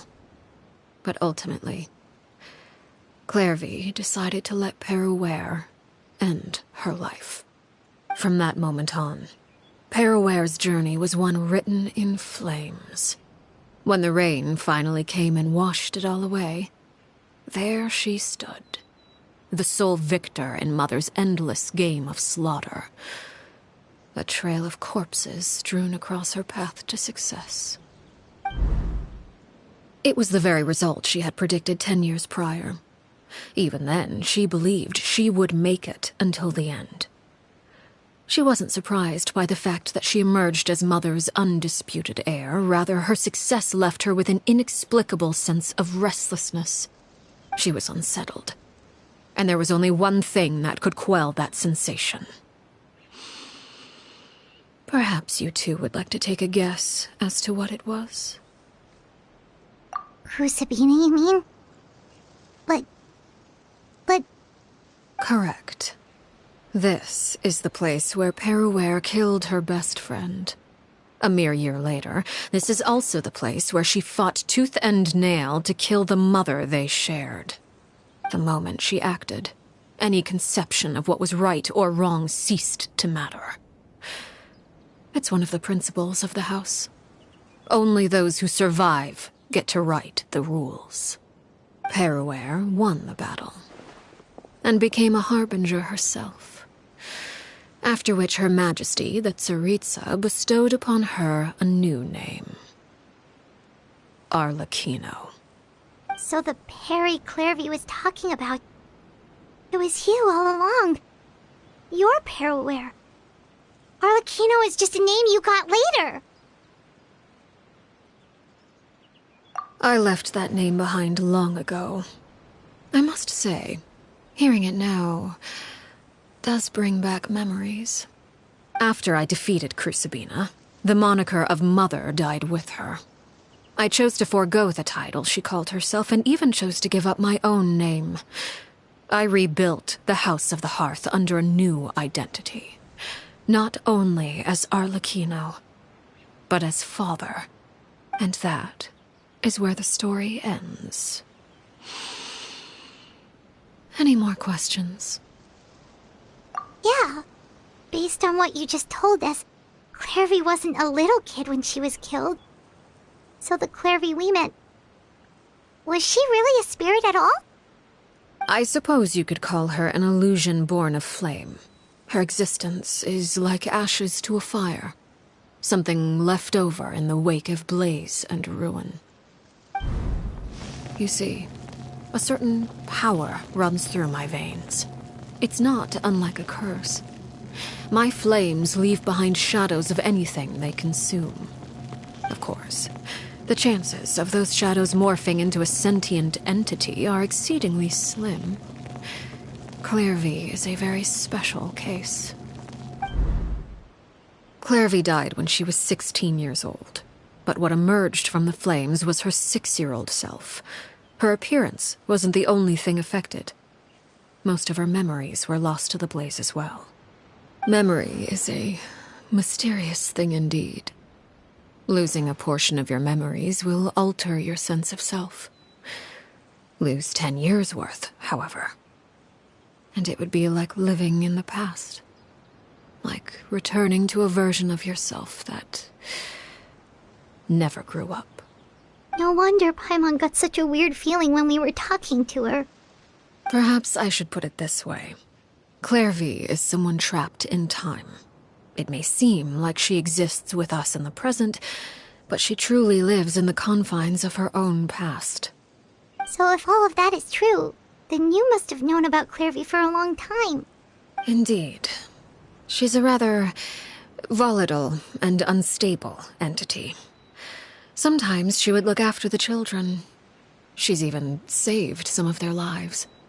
But other times, she would hide from me and become obsessed with revealing the truth about the house to anyone who will listen. Shadows don't have the capacity to learn or grow. Any new information they encounter is quickly forgotten over time. Your attempts to expose Clairvy to sunlight. They failed, yes? The reason is actually quite simple. In Clairvy's mind, the house is impossible to escape, and it is this very perception that traps her there. But no matter. All I have to do is kill her again, and all will be resolved. I don't anticipate so much as a single speck of ash will be left behind this time. Wait! Paimon can understand why you might want her gone, but isn't there another way? So what if she's trapped in her 6-year-old self? She's still your friend! At least talk to her first! It's too late for that. She broke the rules, and now she must be punished. That goes for Filial and Nantoy as well. She's had quite the effect on them. I hope you understand. The difference between Crucibina and myself lies in our formulation of the rules, not our policy for enforcing them. Upholding the rules without question is a trait we both share, because that is how a household should be run. Is this really what you want to do? Whatever could you mean? Don't you want to say a proper goodbye at least? Whether as a killer or as a father, there are two things that must be avoided at all costs: anger and sorrow. Anger makes you impulsive. Sorrow causes you to waver. Well, it appears it's about time to proceed. Before we arrived, I told some of my well-behaved children to bring our troublemakers here by nightfall. I do believe I've kept my end of the deal. I gave your friends quite a bit more time. As for what happens now, we'll just have to wait and see.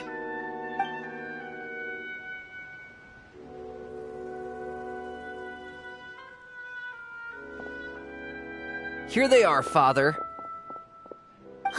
You gonna execute him? Seeing something like that would actually be a first for me.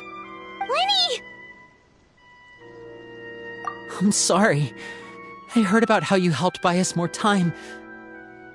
But I still failed. I couldn't find a way to fulfill her wish. Huh? Are you... Perry? Indeed, it's been a while, Clairvy. Perry! Shh. Stay right there. I'm sorry to postpone our reunion, but first I believe certain scores need settling.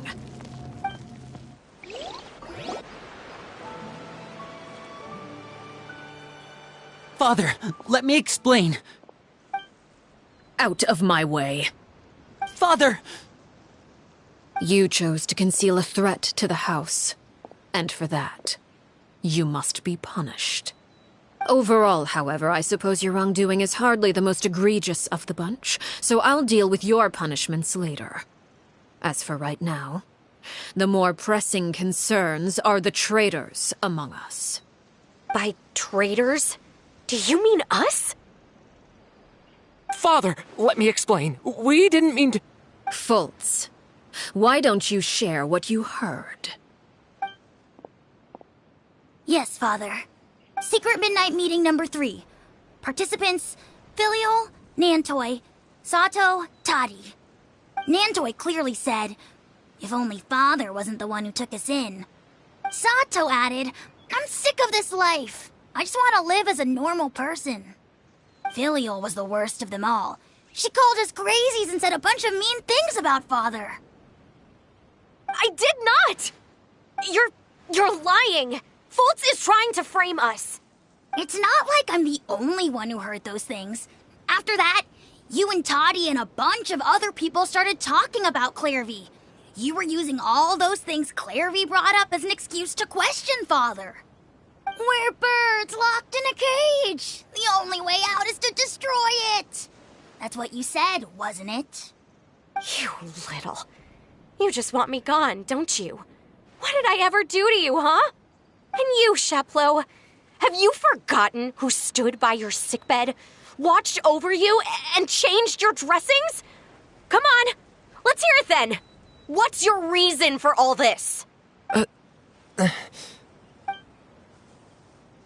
You're wrong, Filial. We don't want you to die. You're our family. Liar.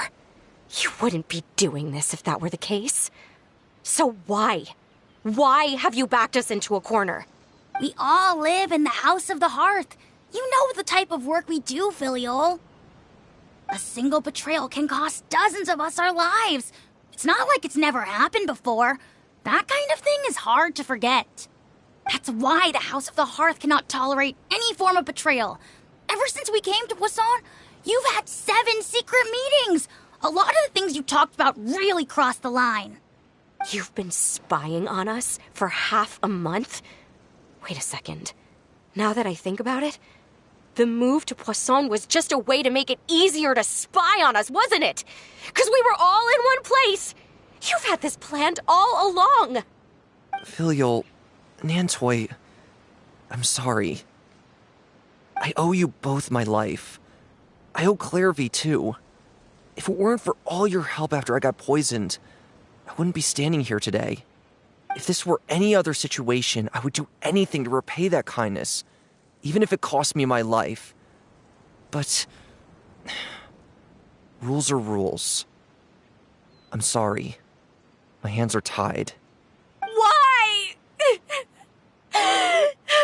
Why? That's enough, Filial. We made a mistake, and we should own up to it. We broke the rules, plain and simple. And now we have to face the consequences. I'm sorry, Sheplo. Fultz. I'm sorry, Father.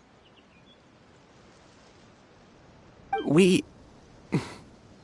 accept our punishment. Chapleau, according to the rules of the House of the Hearth, how should these traitors be punished? All those who betray the house pay with their lives. And so it shall be.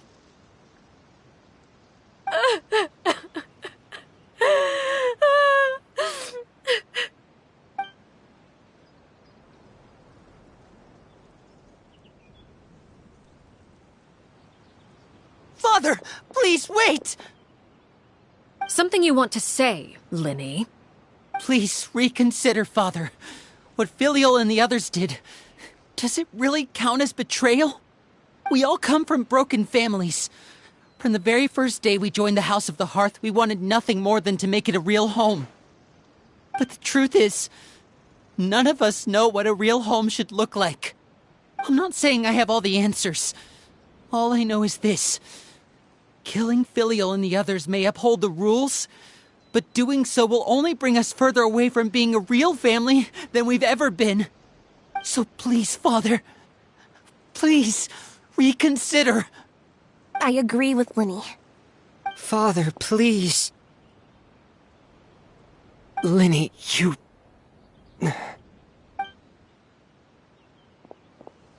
I also agree with Linny.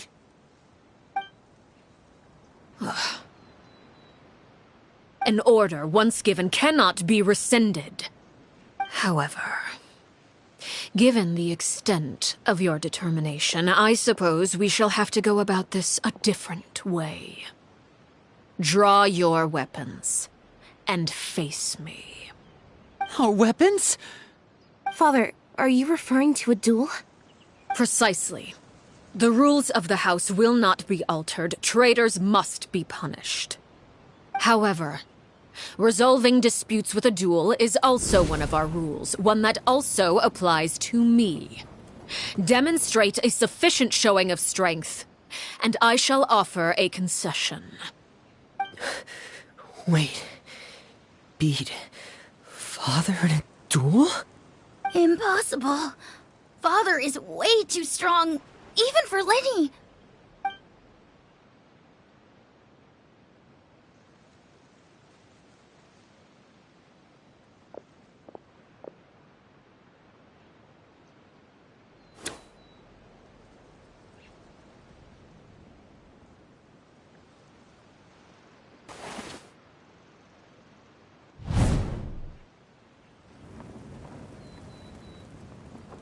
Did you hear that, Traveler? Lenny and the others have to duel the Knave. What should we do? Can they really win something like that? If they lose, those people from the house are really gonna be executed. Hey, are you listening?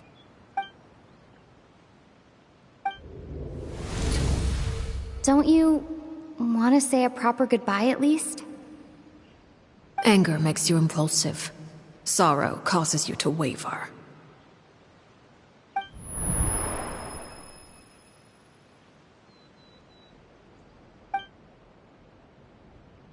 Oh, looking at that expression on her face, she seems really serious about this. Guess that means there's no chance she's throwing the duel on purpose, huh? When guests are around, families are often on their best behavior. And any disputes are less likely to escalate. When the time comes, make the choice that you deem most appropriate in the situation, and lend your help to the House of the Hearth. What's wrong, Traveler? Hey, where are you going?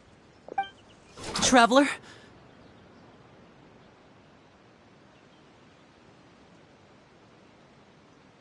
You're asking to join the duel against the Knave? I'll allow it. We do have a ready-made dueling ring at our disposal, after all. All I would advise is this. Keep a firm grasp on your weapon, and give it your all. Any less, and you may just lose your life.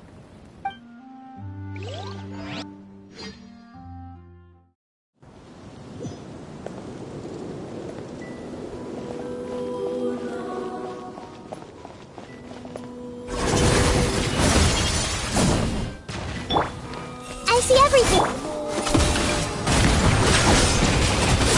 Is it my turn now? And voila! Closer. With these rising flames! Drop. Is it my turn now? Now that's more Settle like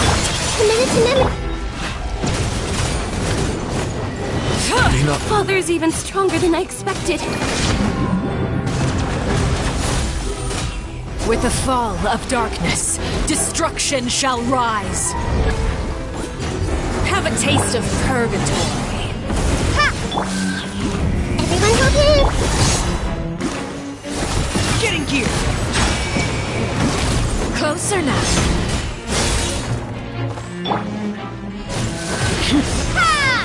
How amusing. I am the cutting edge of fashion.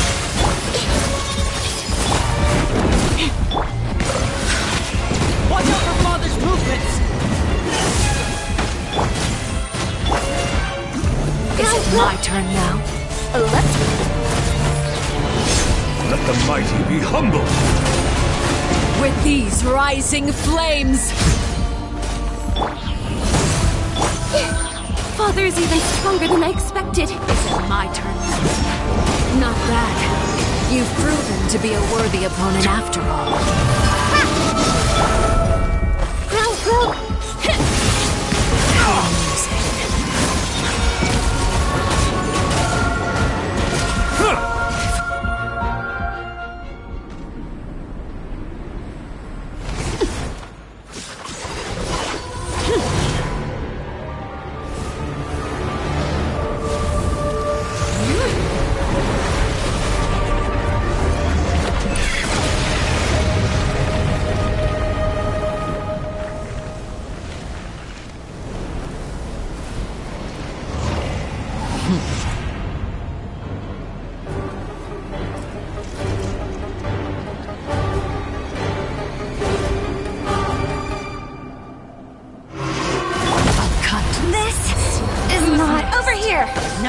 chance!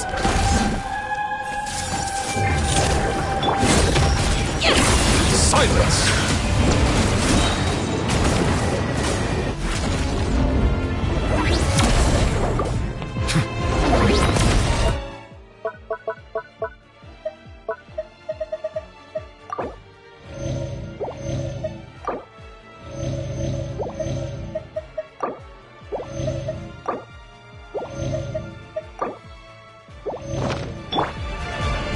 Watch out for Father's movements! Look out!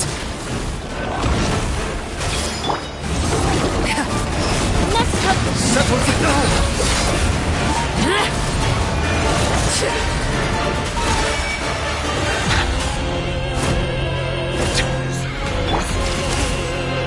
Now's our chance! Over here! The sun and moon have set. Only ruin remains. All hope has been extinguished. Starball! Silence! Watch out for Father's movements! Look out! Sometimes only the beginning.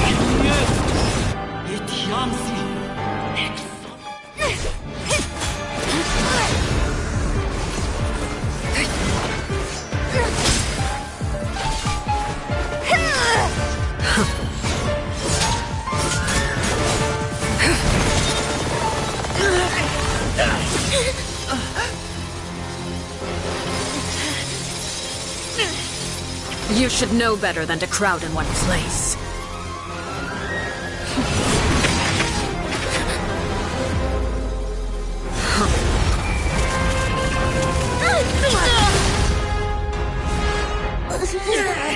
Oh, I know. Now! I'm sorry, Father!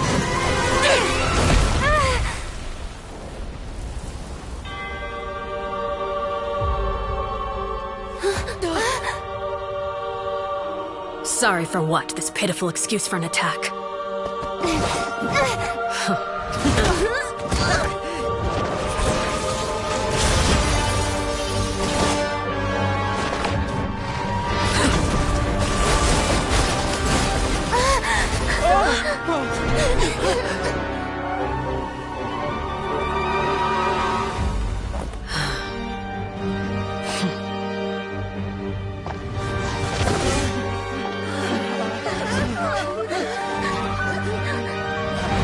Father, no!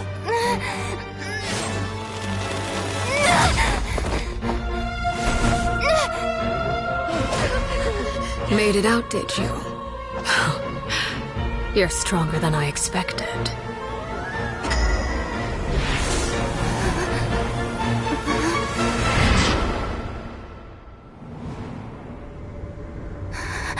A crimson moon. I can't move.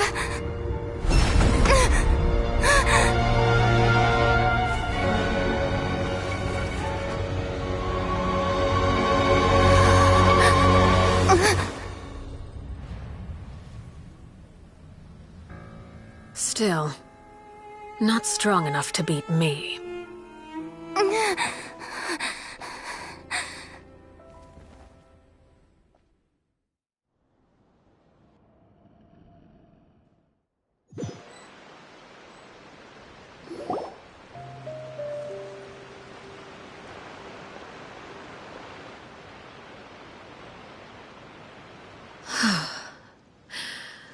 I believe we can end things here.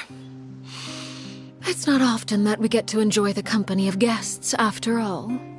We wouldn't want things to get too out of hand. Brother, are you alright? Lenny! Given that I am the victor of this duel, as agreed, the punishment stands.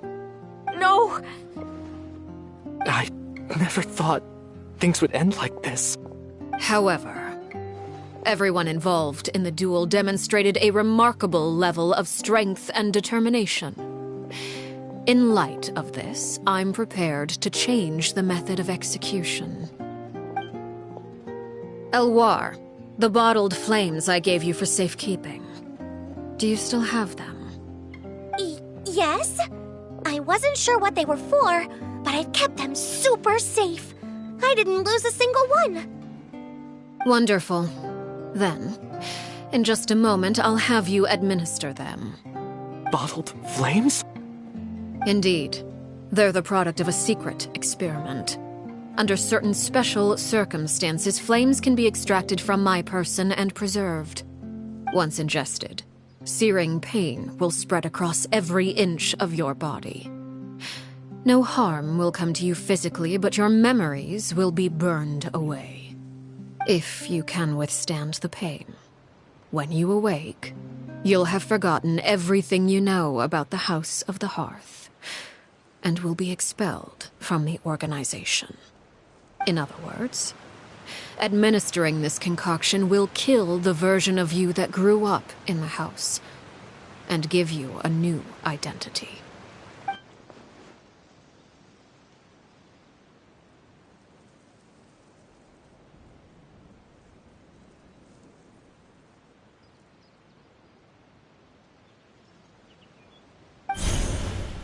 Memory is a mysterious thing indeed.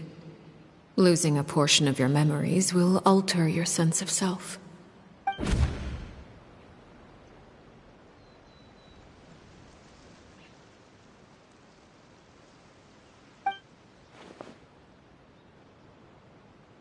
So, you're just letting us go, Father?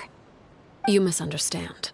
Memories are extremely important. Once consumed by flame, the version of you standing before me will die, and our secrets will die with you.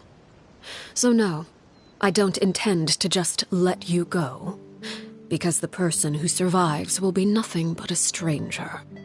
Even so, I won't have to live in fear anymore. I'm sorry, Father. I'm sorry I let you down. But I really... Don't cry, Filial. You haven't left the house yet, so there are still rules to be followed, yes? Remember what I taught you. Anger makes you impulsive, sorrow causes you to waver. Don't let yourself be controlled by your emotions. Of course. I'll remember. Dry your tears, and go pursue the life you really want. Yes, Father. Chaplot, Foltz, Elwar, take them back to Poisson. And bring Linny and the others as well. I prepared 3 extra vials of bottled flames. As for whether to take them, the choice is yours. Goodbye, children. The next time we meet, I will no longer be your father. Thank you for all you've done for the house.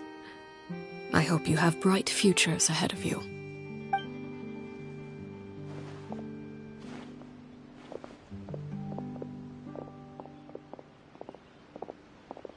Father. Let's go.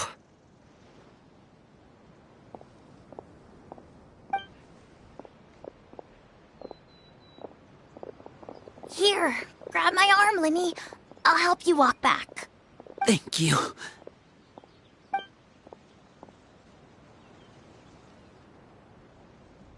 Clairvy.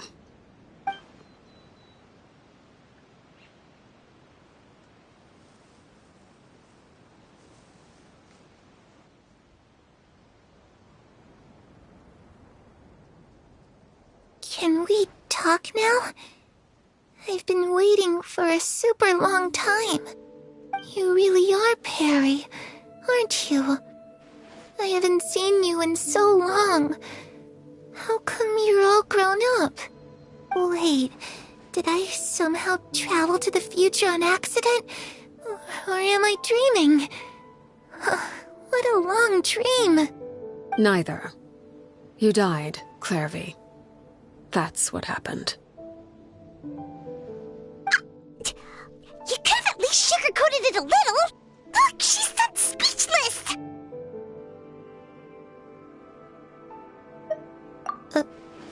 Oh. Okay then. Huh? That's it? You accepted it just like that? Yep. If that's what Perry says happened, then I believe her. Perry wouldn't lie to me. Plus, I don't really need to know why I'm like this. I'm more curious about what happens in the future. If you're a harbinger now, Perry, that means Mother is gone, isn't she? Can you tell me about it? I want to know what happened to her. And to me. You never stopped trying to defy fate. At first, no one believed you. You could only vent your frustrations to the moon. In fact, you often sought comfort in the night sky. You wanted to see the aurora, so one night we promised each other we would go to Snezhnaya to see it together. Later on, you tried to run away, but you were brought back each time. Mother spared your life, but it wasn't out of kindness. Instead, she decided to make an example of you by slowly torturing you over time. That way, the other children would know what happens to traitors. Still, you never gave up. Mother hoped that through ruthless duel after ruthless duel, she would be able to crown an ultimate victor among the children she raised. But you called on everyone to unite, to fight to a draw in order to reduce casualties. Your efforts may have only delayed the inevitable, but still. You gave them hope. You tried everything you could think of, but every attempt ended in failure. Still, you never turned your sword on Crucibina, and you never turned it on me. On that gloomy day, you told me, "For the last 16 years of my life, I've done everything I can to fight for freedom. But now, I realize that the only freedom I truly possess is the freedom to choose to die." I never imagined I would say something like that. I must have been feeling really worn down. But somehow, I still think I understand. According to Mother's plan, only one of us was going to make it until the end. And I always hoped that person would be you. If I could do it all over again, I still don't think I would make a different choice. Even when I first met you, I knew you'd be able to do what I couldn't. Is that so? Even now, I'm not sure I truly understand what kind of freedom you were trying to pursue. But as the head of the House of the Hearth and as the children's father, I've tried to give them the most basic of freedoms. The freedom to choose their own fate. It's something I discussed with the Eudex of Fontaine. The children who want to leave the house will have their memories wiped clean of all secrets pertaining to the organization. In return, they will be allowed to live a normal life in Fontaine without being prosecuted for their past. Of course, I won't simply hand freedom to them on a silver platter. They have to fight for it and prove themselves worthy of it. Only freedom that is earned has true value. That's more than enough. That's exactly the kind of life I was fighting for. You know, Perry, I think you're a pretty amazing king, and a really great father, too. I'm really happy that you're the one who took over the house. I guess I do have one regret, though. I still haven't seen the outside world. Well, it just so happens that our dear guests over here have been to many nations and traveled to countless places. Perhaps they would be willing to tell you what the outside world is like. Really? Of course! We've traveled all over the place. We've got so many stories, we could probably talk your ears off for 3 days straight. You know, I used to dream of being a bard, playing the lute while singing into the winds of freedom. Even if there was no one there to listen, I would have continued to sing no matter what.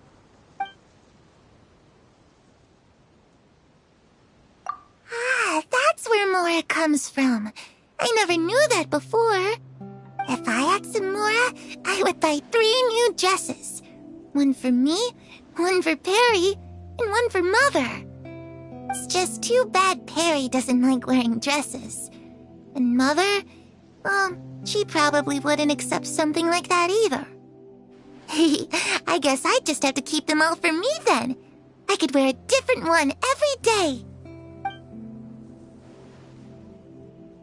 Those yokai you mentioned, what do they look like? I once saw a drawing of this one guy with horns on his head and a super scary face. Are there any yokai like that? Oh, sounds like you're talking about an Oni. Yep, we've met one, and let Paimon tell you, they're not nearly as scary as they look. I was always too afraid to skip Mother's fighting lessons. But at the academia, I bet you could do all sorts of secret things in class. Things that have nothing to do with studying. I'm just kidding. Being able to study whatever you want without having to fear for your life actually sounds pretty great.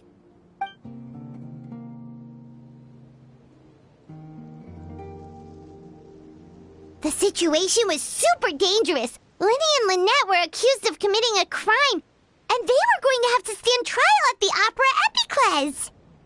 Oh no, that must have been hard for all of you. What happened next? Don't worry, we were able to turn the situation around super quickly, all thanks to Detective Paimon, of course. How'd you do that? Come on, tell me. Okay, so it was like this. After the failed magic show, we rushed to the scene and...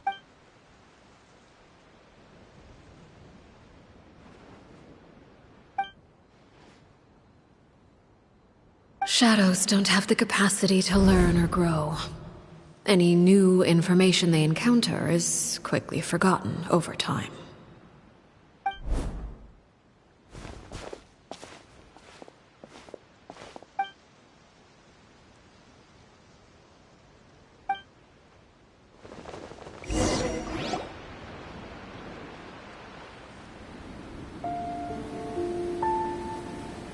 Clairvy. You've worked tirelessly from the shadows to overthrow the House of the Hearth. Now, by my authority as the Knave, I shall announce how this matter ends. You are hereby expelled from the House of the Hearth. You are no longer tied to this place, nor are you bound by its rules.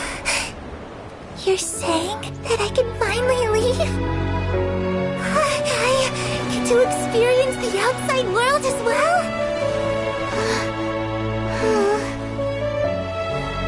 Oh, I almost forgot. There's no getting older for me. Still, seeing who you grew up to be makes me really happy, Parallel. Take care of yourself. Goodbye. May we meet again someday.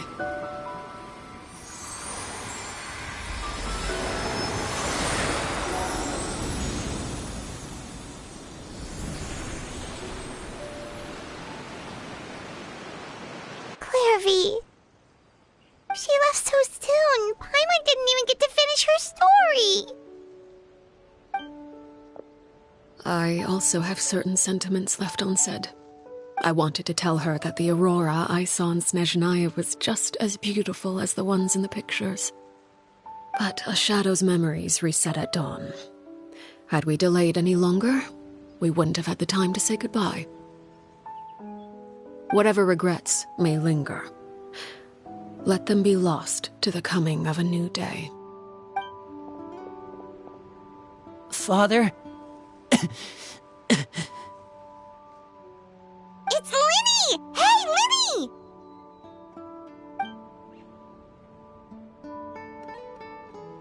What is he doing back here? Let's go check it out.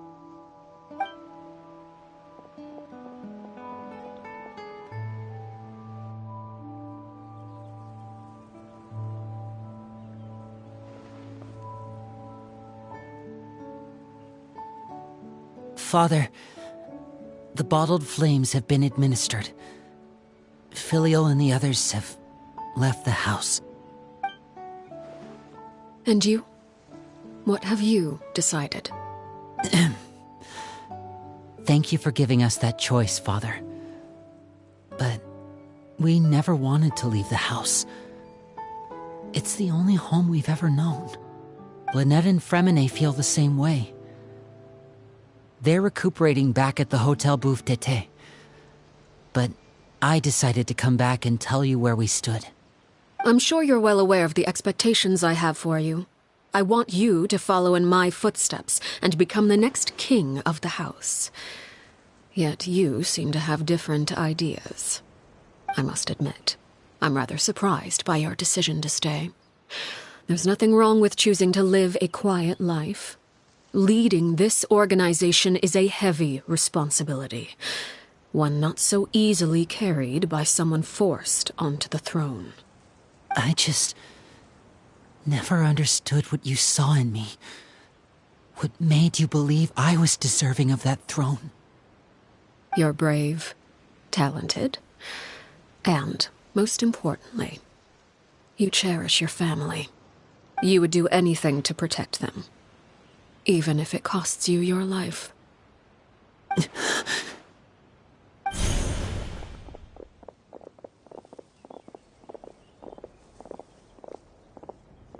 Speaking up back there was so brave of you, Linny. It's all thanks to you that we were able to convince Father to back down. You're a hero, Linny. Hero? Father is the real hero. Had Father gone all out during the duel, there's no way I would have walked away with my life. She must have had it all planned from the beginning, from the very moment she suggested a duel. I'm not deserving of that title.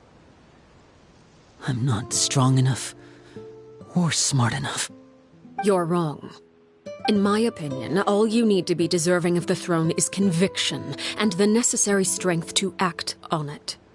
We may have different ideas of what it means to be a family, but you can hardly be said to lack conviction. What you truly lack is strength. For someone of your talent, though, that's something that will come with time. Even without that strength, you still chose to face me in a duel, even though the odds were stacked against you. That capacity to honor your convictions is what I truly see in you. Father.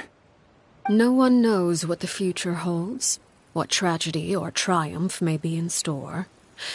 Being at the head of this organization requires the strength of will to face whatever comes. Caution will only hold you back. If reaching a certain standard were required to go after what you want, I would never have succeeded in killing my predecessor. Back then, there was still a considerable gap between our abilities. Strength may decide the ultimate victor, but those who let a lack of strength dictate their decisions or undermine their convictions will never be worthy of the throne. I understand, Father. Thank you. Children must grow up to surpass their parents. Only then can a family continue to flourish. The road ahead is not an easy one, so I'll ask you one last time. Are you certain you want to stay? You've done so much for me, Father, and that kindness must be repaid. Plus, with Project Stuja at hand, there are many dangers ahead, and I, for one, don't intend to back down. Protecting my family at all costs. That's my conviction. Then you're welcome to stay. As for Project Stuja, you need not be too concerned. If those cowardly businessmen and heartless dignitaries try to take us down, I'm prepared to teach them a lesson. Having members who longed for the light was our organization's last weakness. With those members no longer among our ranks, the House of the Hearth is like a spider hiding in the shadows. We need only wait for our prey to come to us. At present, our imperative is to use their plan to our advantage. In doing so, a crimson moon shall rise amid the frigid blizzards of winter. No demonstration of loyalty shall go unrewarded, and no sacrifice shall be in vain. As for the two of you, whether we meet again as friend or foe, I'll remember the camaraderie we shared in this moment. No matter how arduous the journey ahead, I hope we both reach our desired destination.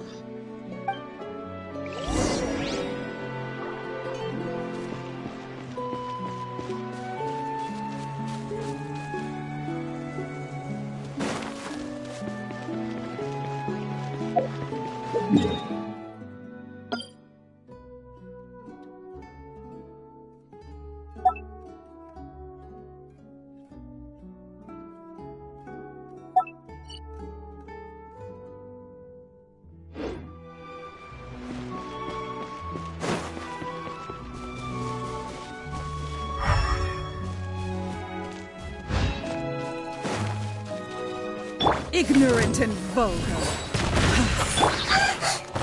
Hey! Let me have Found an oversight on my part. No, please. Settle down. A silence fills the air.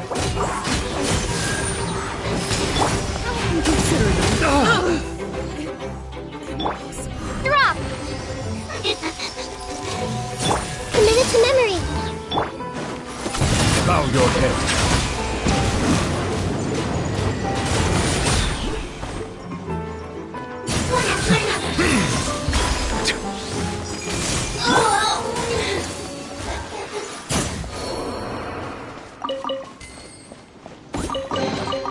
A reward on the road.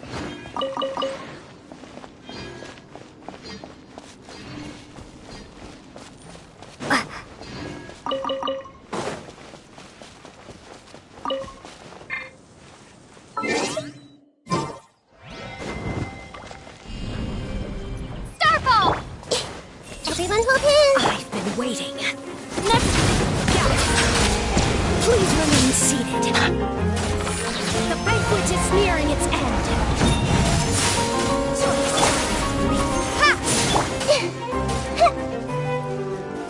Hey! Silence! The banquet must go on. Be sanctified. Apologies. Pardon me. Forgive my discourtesy.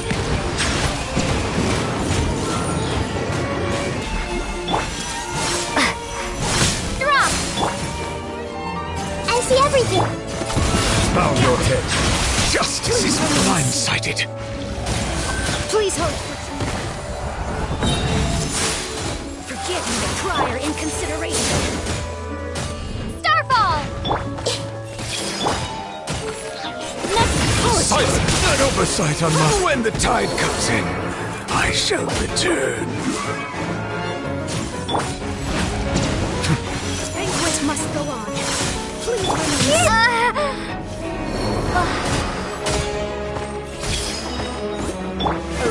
Settle down.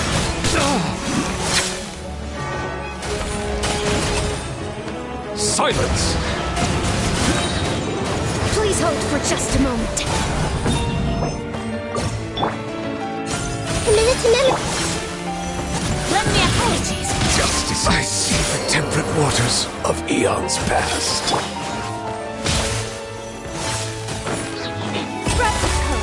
Scatter! Scout! What about my brand?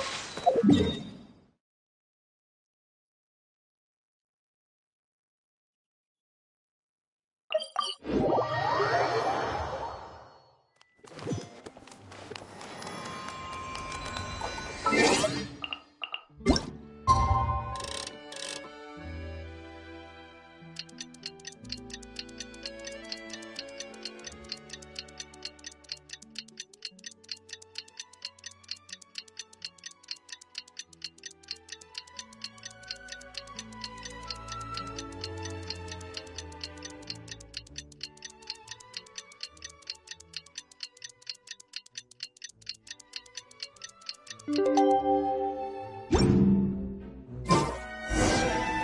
Linny say that Lynette and Fremine were recovering at the Hotel Bouffe d'été? Ooh, Paimon wonders how they're doing. Maybe we should go check on them.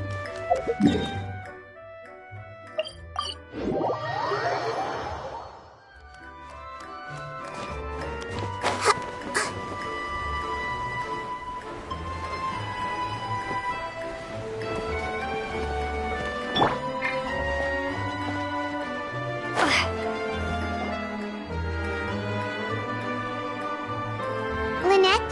Fremine? How are you feeling? Much better. Whew, what a relief! What about you? Are you feeling alright? I knew you'd come out unscathed. Us, on the other hand, well, we've been bedridden for 2 days. I couldn't even turn over.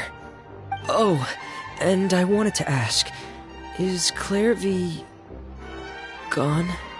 Linny and the other members have left Poisson and returned to the House of the Hearth. According to him, there haven't been any more sightings of a spirit roaming the house. I see.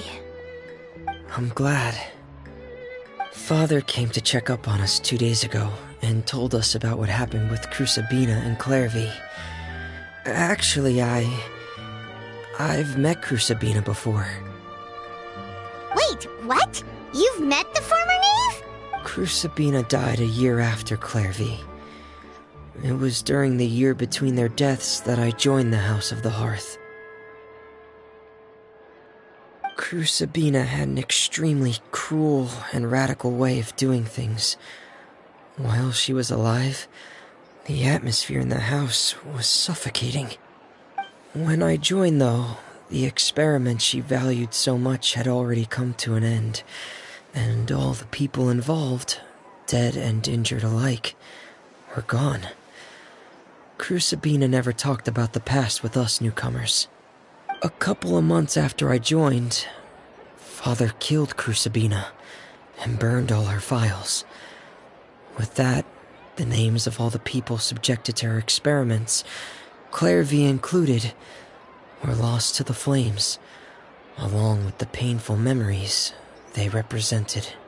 Father took in Lenny and me a couple months after that, but she never mentioned anything about Crusabina or Clairvy. It really seems like something she was planning to keep to herself. The last time you talked to her, did she mention why she kept it a secret for so long? She said she didn't want us to be affected by the darkness of the past. She was worried we'd develop a false sense of gratitude towards her if we knew about it.